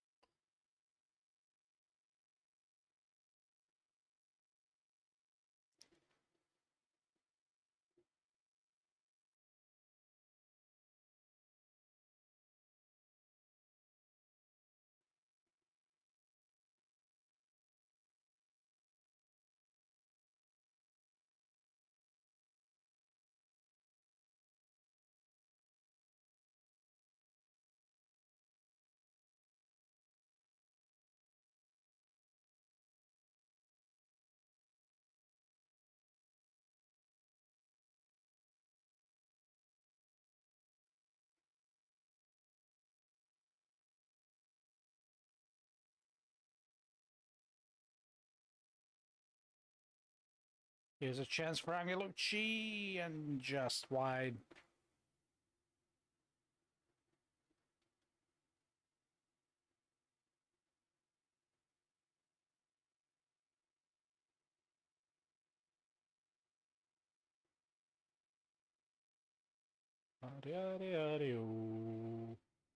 Let's go, Wrexham. We're the Red Army. Ceballos.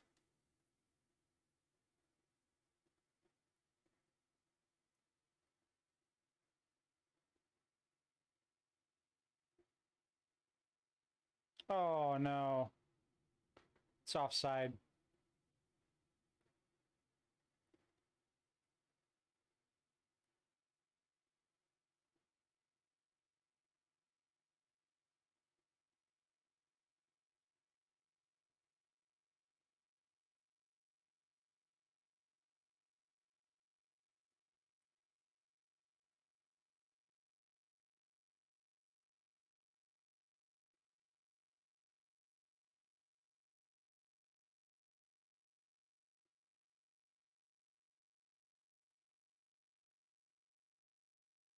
Let's give the lads some encouragement here.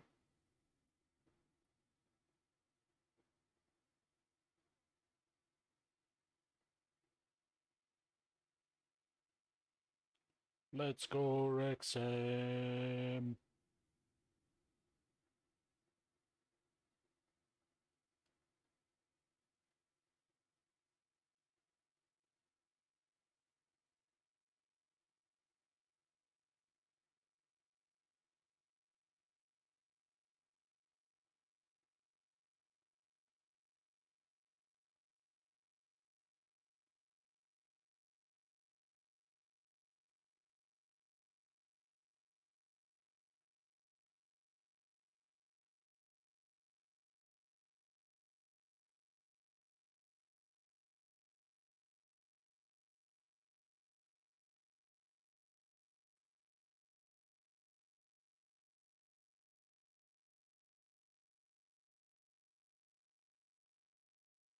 Here's a chance for Labreeze. And Williams has no problem gathering that ball.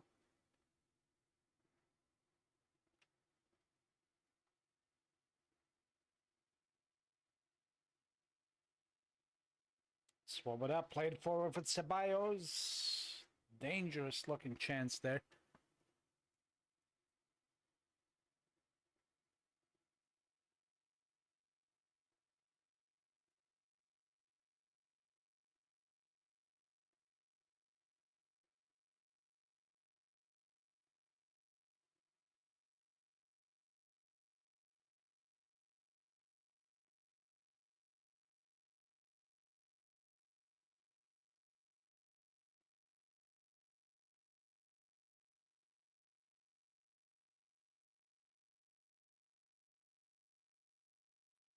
Still 0-0 here. We're not going to be making any changes to the lineup.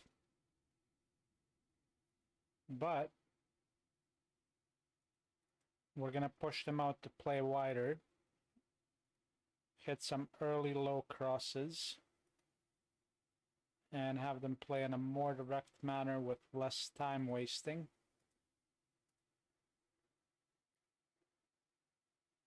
It's in the last 5 minutes though, so it's unlikely that'll take effect. Here's Dražić. Good attempt.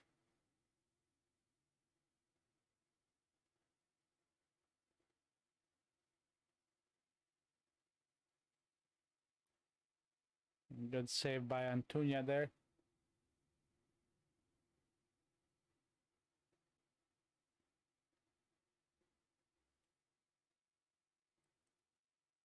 Bentancur delivered inside the box. Zapata clears it out. Only temporarily. João Paulo comes forward and it's 1-0 for Brighton. Oh no. They could spoil my bid for a year straight as an undefeated team. Well, it lasted long enough. I think it was 28 league games where we went undefeated. Yep. Alright, so that's streak ends.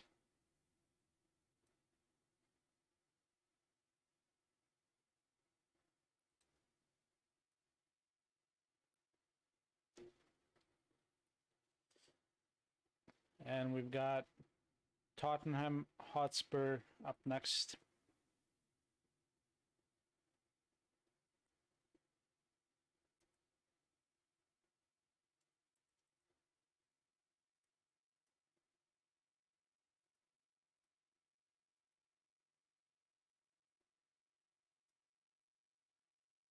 "32 games undefeated."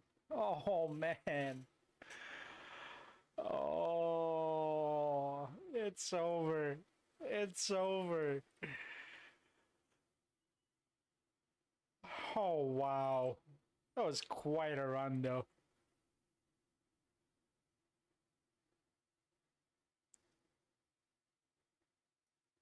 It was a narrow 1-0 loss though.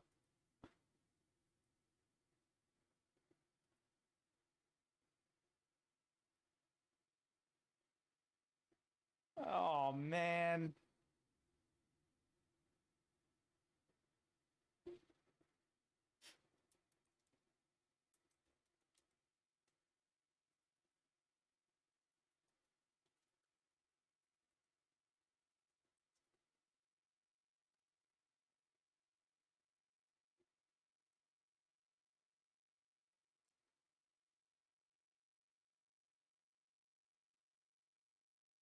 Yeah, not what I expected there, and with that, Brighton take the top spot in the league.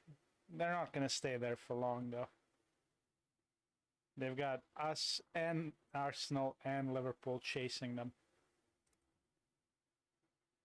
And they're not going to stay ahead of us for very long at all, I would predict.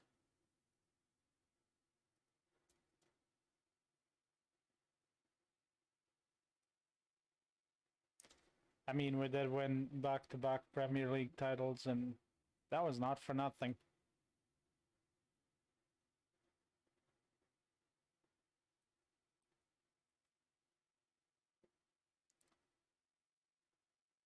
Oh boy.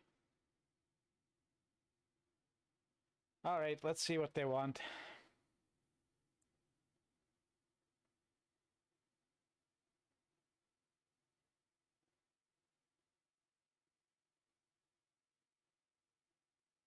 Oh, they want me to offer him a new contract. Yeah, I can do that.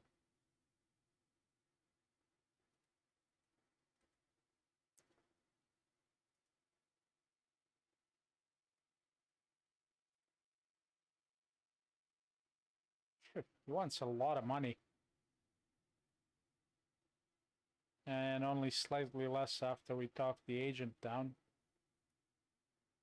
But I guess we'll give it to him. I'll knock down his status though. Okay, he wants important player. Fine, anything to make the boys happy.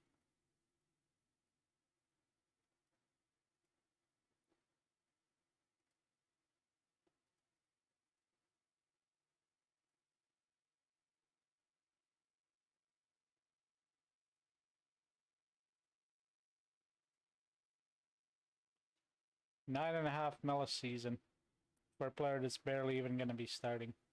It's okay. We can sell him on. I'll let him play through until the end of the season, and in the summer he's going to be on the transfer list.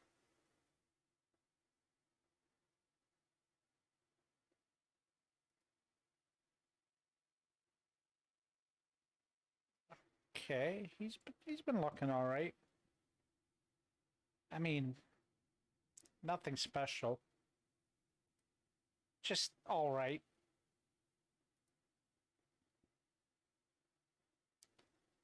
He's 21. Oh, and he's out of contract. You know what? He can go.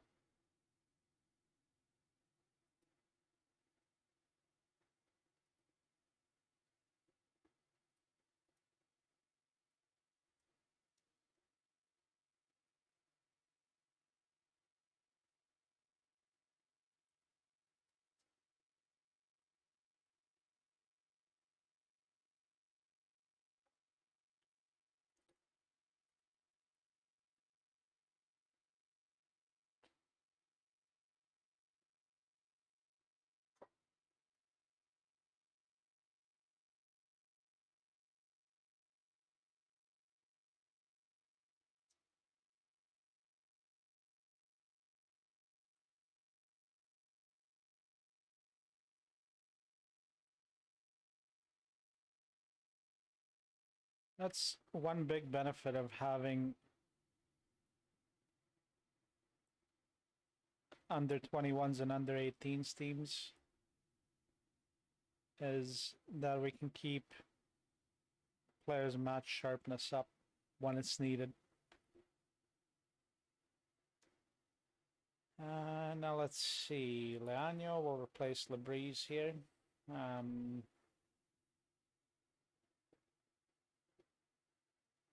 Vargas will come on for Svoboda.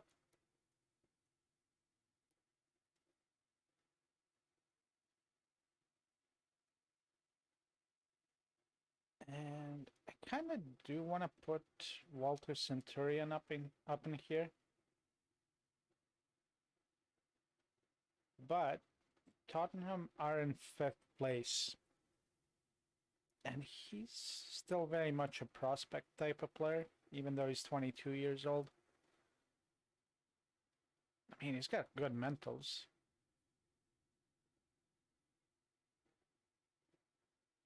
Insanely high work rate. You know what? We'll put him in for De La Torre.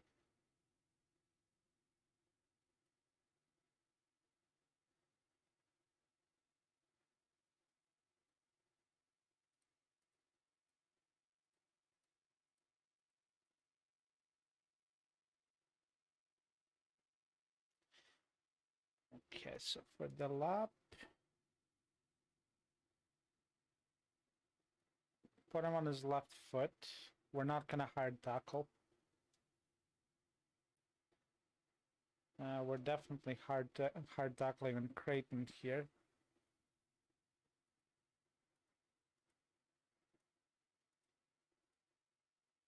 So in case you're wondering, the reason I skipped hard tackling for Liam Delap here is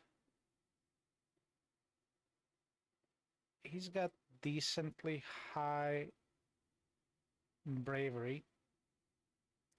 If it was below 14, I would hard tackle him for sure. But his composure is also 17, which means hard tackling is really not going to have that much of an effect. Torreus. We're going to put him on his right foot, and I will be right back.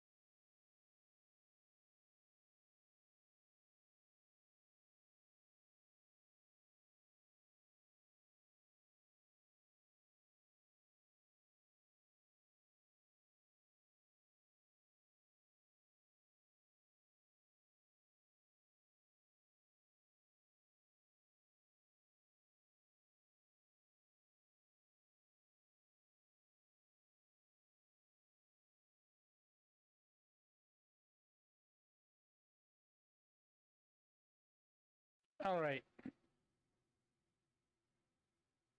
And one more here for Rolon. Reasonable left foot. So we'll put him on his left. So, yeah, those will be the instructions.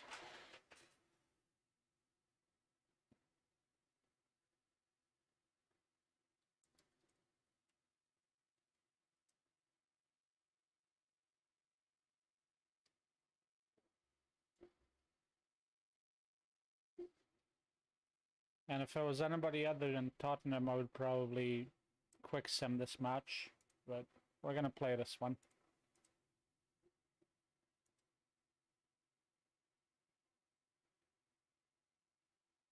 Well, let me go back on that. If it was Man United, I would play it.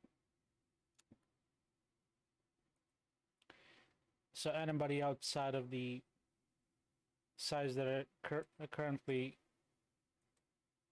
known as the legit top sides in the Premier League, we would probably do a quick sim there.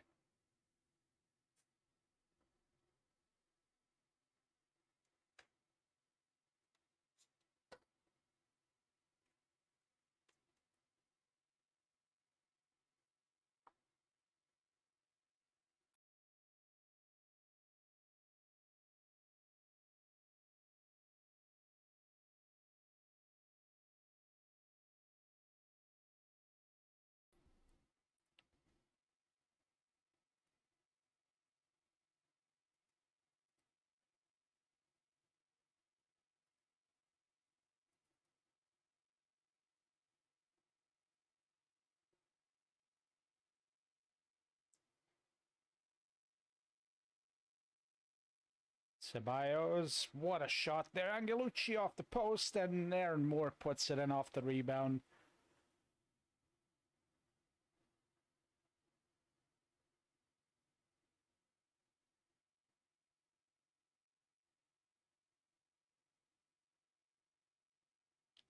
Wow, poor Gotin there. He made 2 saves in a row.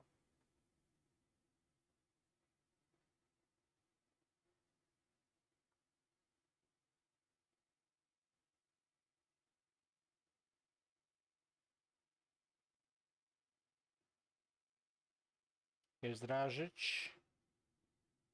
Centurion.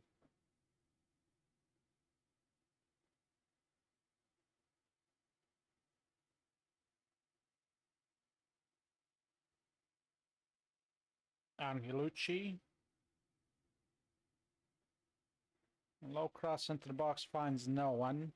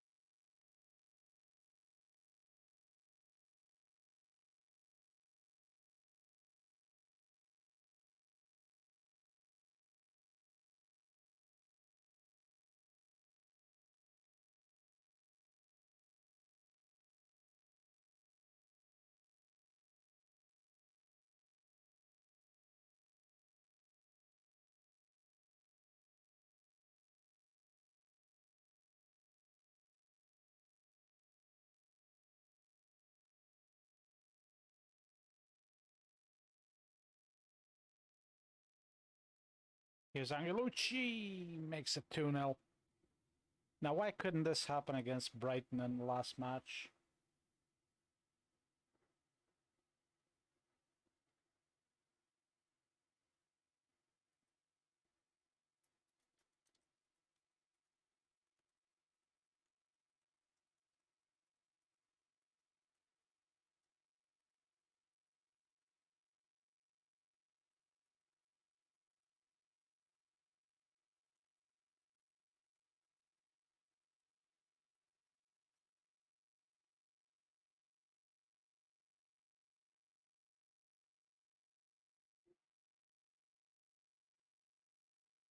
I should also mention Erling Haaland is currently on Newcastle United since he was sold by Man City to Newcastle about 2 seasons ago. He's still a decent player. He's still a very decent player. And I'm considering bringing him in, but if he was brought in, I would send him straight back, straight down to our under-18s team so he could tutor our youngsters, which I feel would be disrespectful to Erling Haaland, so I'm not going to do it.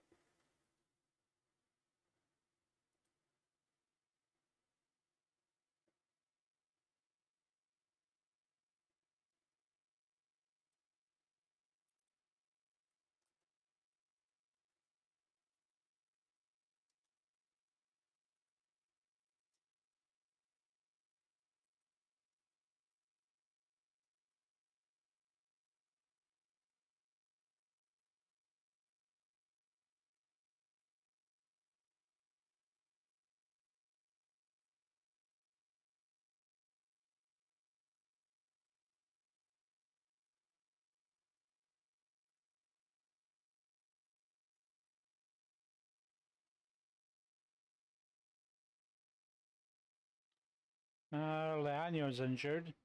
Okay. Libreeze will come on to replace him. Lavender will come on for Angelucci. Steal on for Dragic.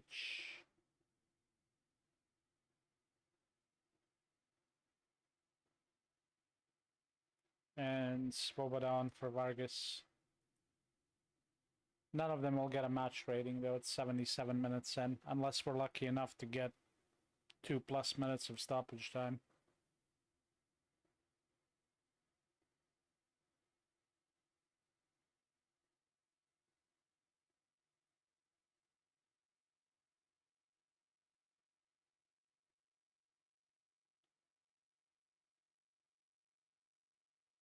Oh, what an assist there.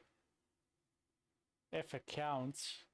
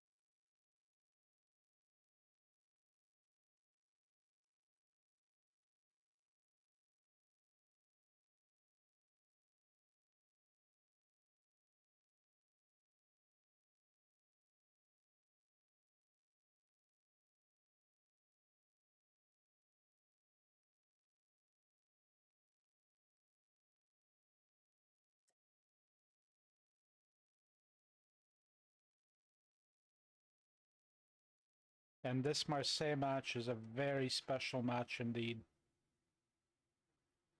It's the rematch of last season's Champions League final.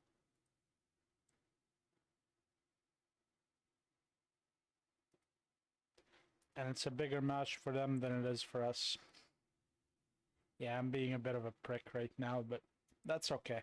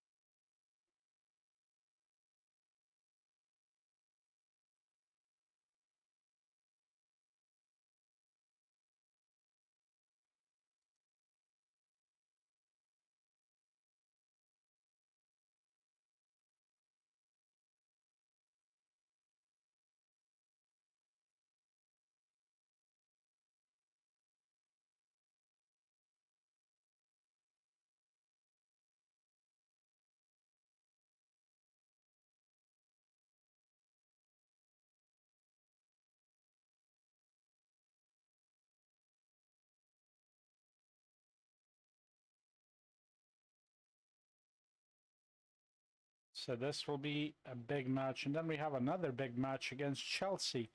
Oh boy. Things are definitely ramping up around here. Yeah, Sindor is gonna get a work permit because he's already been with us for a while. So let's see, whom do we get in the FA Cup? Rotherham. Yet another good opportunity to play a lot of our youngsters here.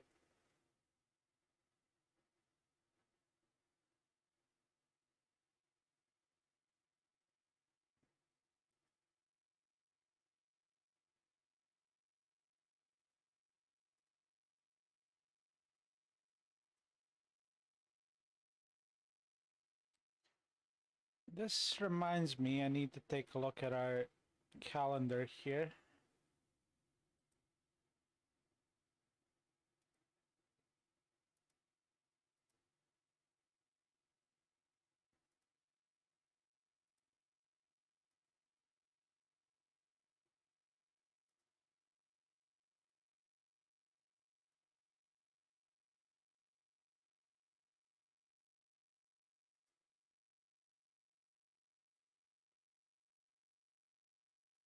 Of course, this will have to be adjusted later on as the Champions League phase winds down and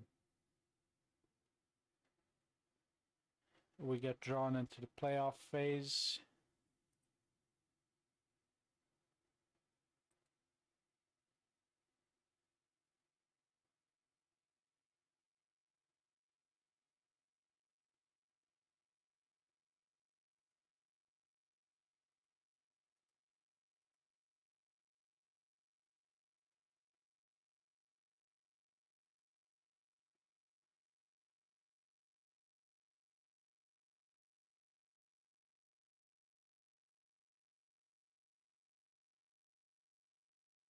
What's the deal with Murray here?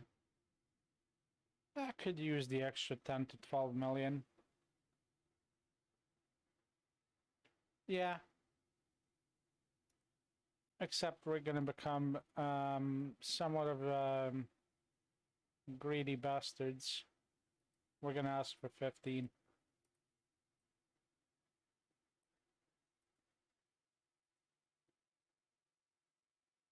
Alright, Leano's injured. So Labrise will be in. Vargas out for Svoboda.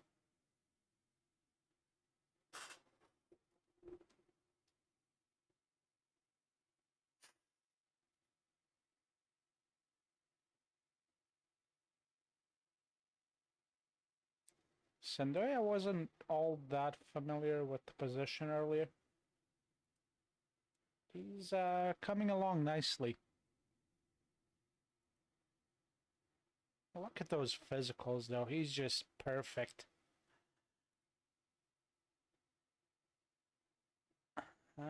We need an extra player on the bench. Phil Jones.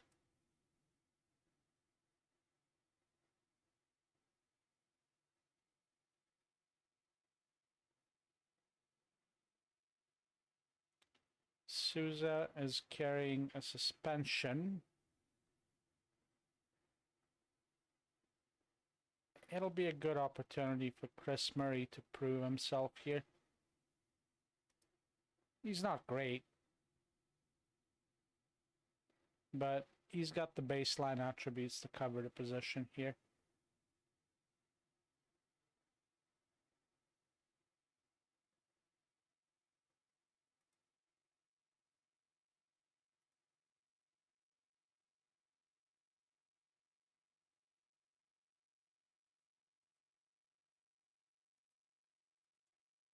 Left foot hard, always.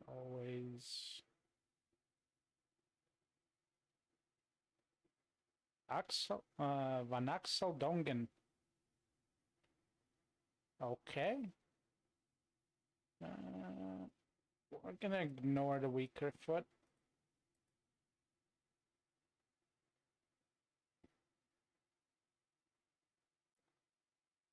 Carboni's definitely gonna be put on his right side.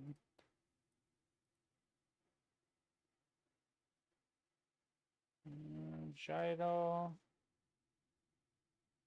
Reasonable right foot, so yeah, definitely put him on the right side. And Goran, definitely on his right foot. Anybody else? My assistant wants me to take a look at El Sadek, and he wants him to be put on his weaker foot. Yeah, I do agree with that.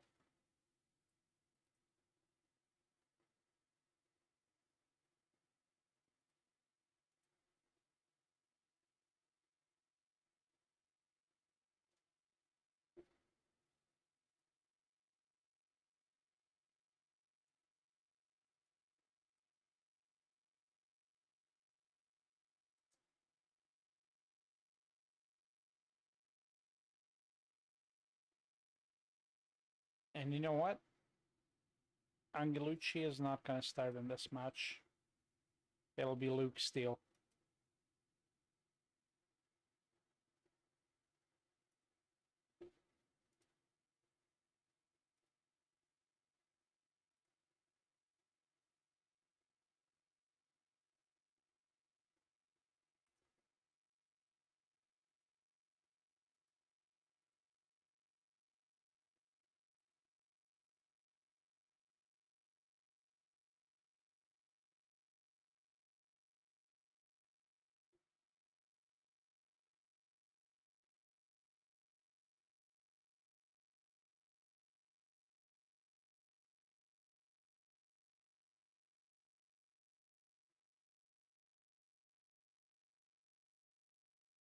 I think I'm pretty happy with what I'm seeing here.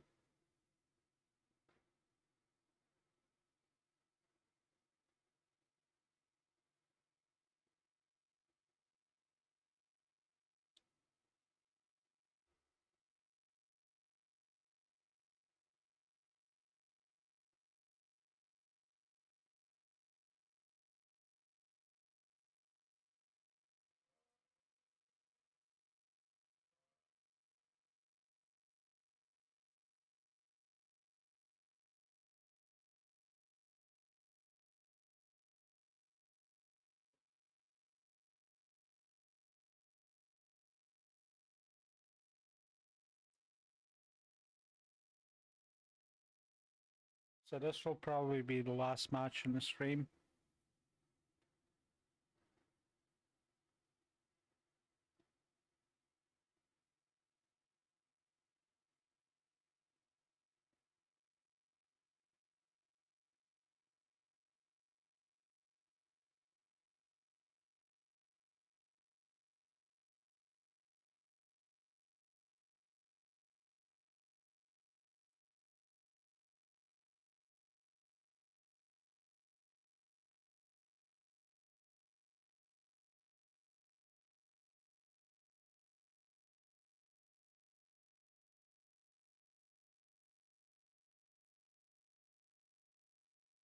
Oh, what a delivery into the box, and Svoboda finishes it off.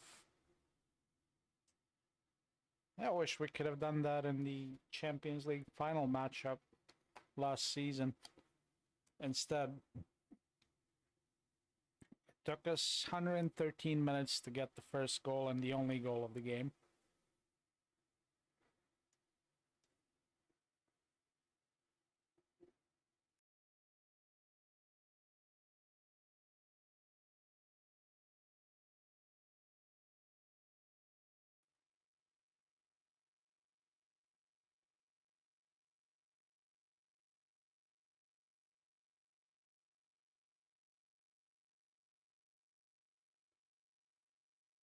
Oh no, don't tell me.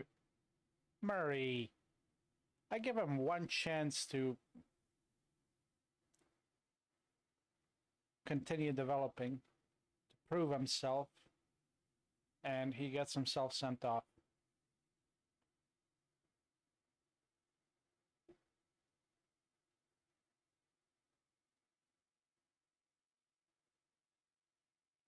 Well, that was unfortunate.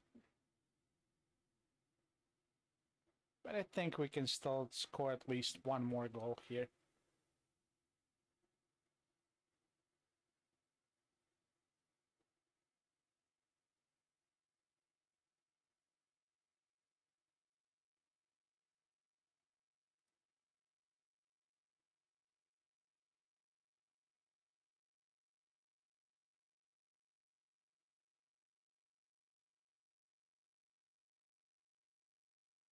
Alright, who's covering Carboni here?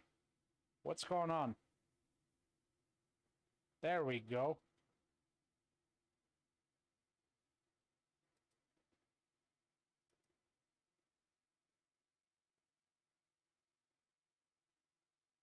Gonna have to tell them to focus.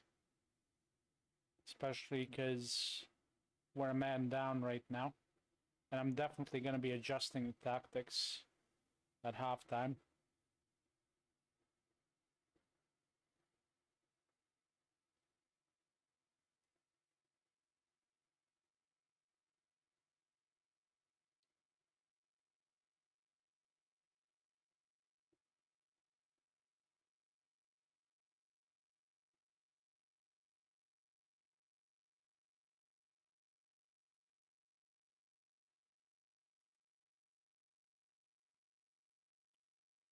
Okay, so we're missing a left back here.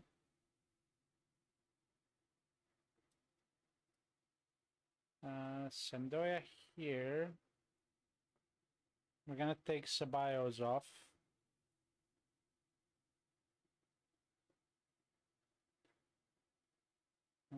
Zapata is gonna be replaced by Davies. Sandoya by Alich. And Ceballos by Emmanuel, our 15-year-old. Well, 16-year-old now. He's training as a Mazzala. Which also means we're gonna make a fourth sub here. No, yeah, we could. No, we can't.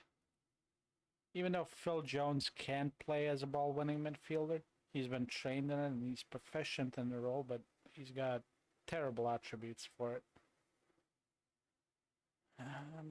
We can keep things the way they are right here.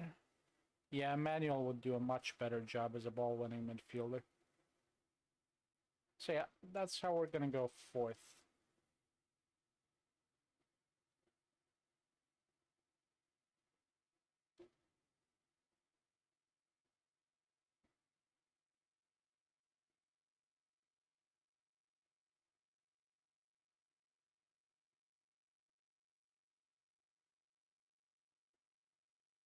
Here's a leech, delivered into the box. What a chance there, holy smokes.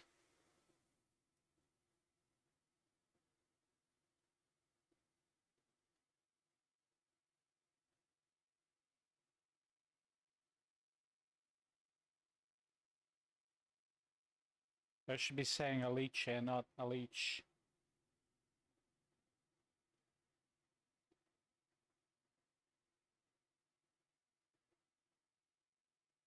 Well, looks like we're gonna close this out. Yep. 1-0 win against Olympique de Marseille away from home. It's literally a replay of last year's Champions League final. Except this wouldn't have had any extra time attached to it.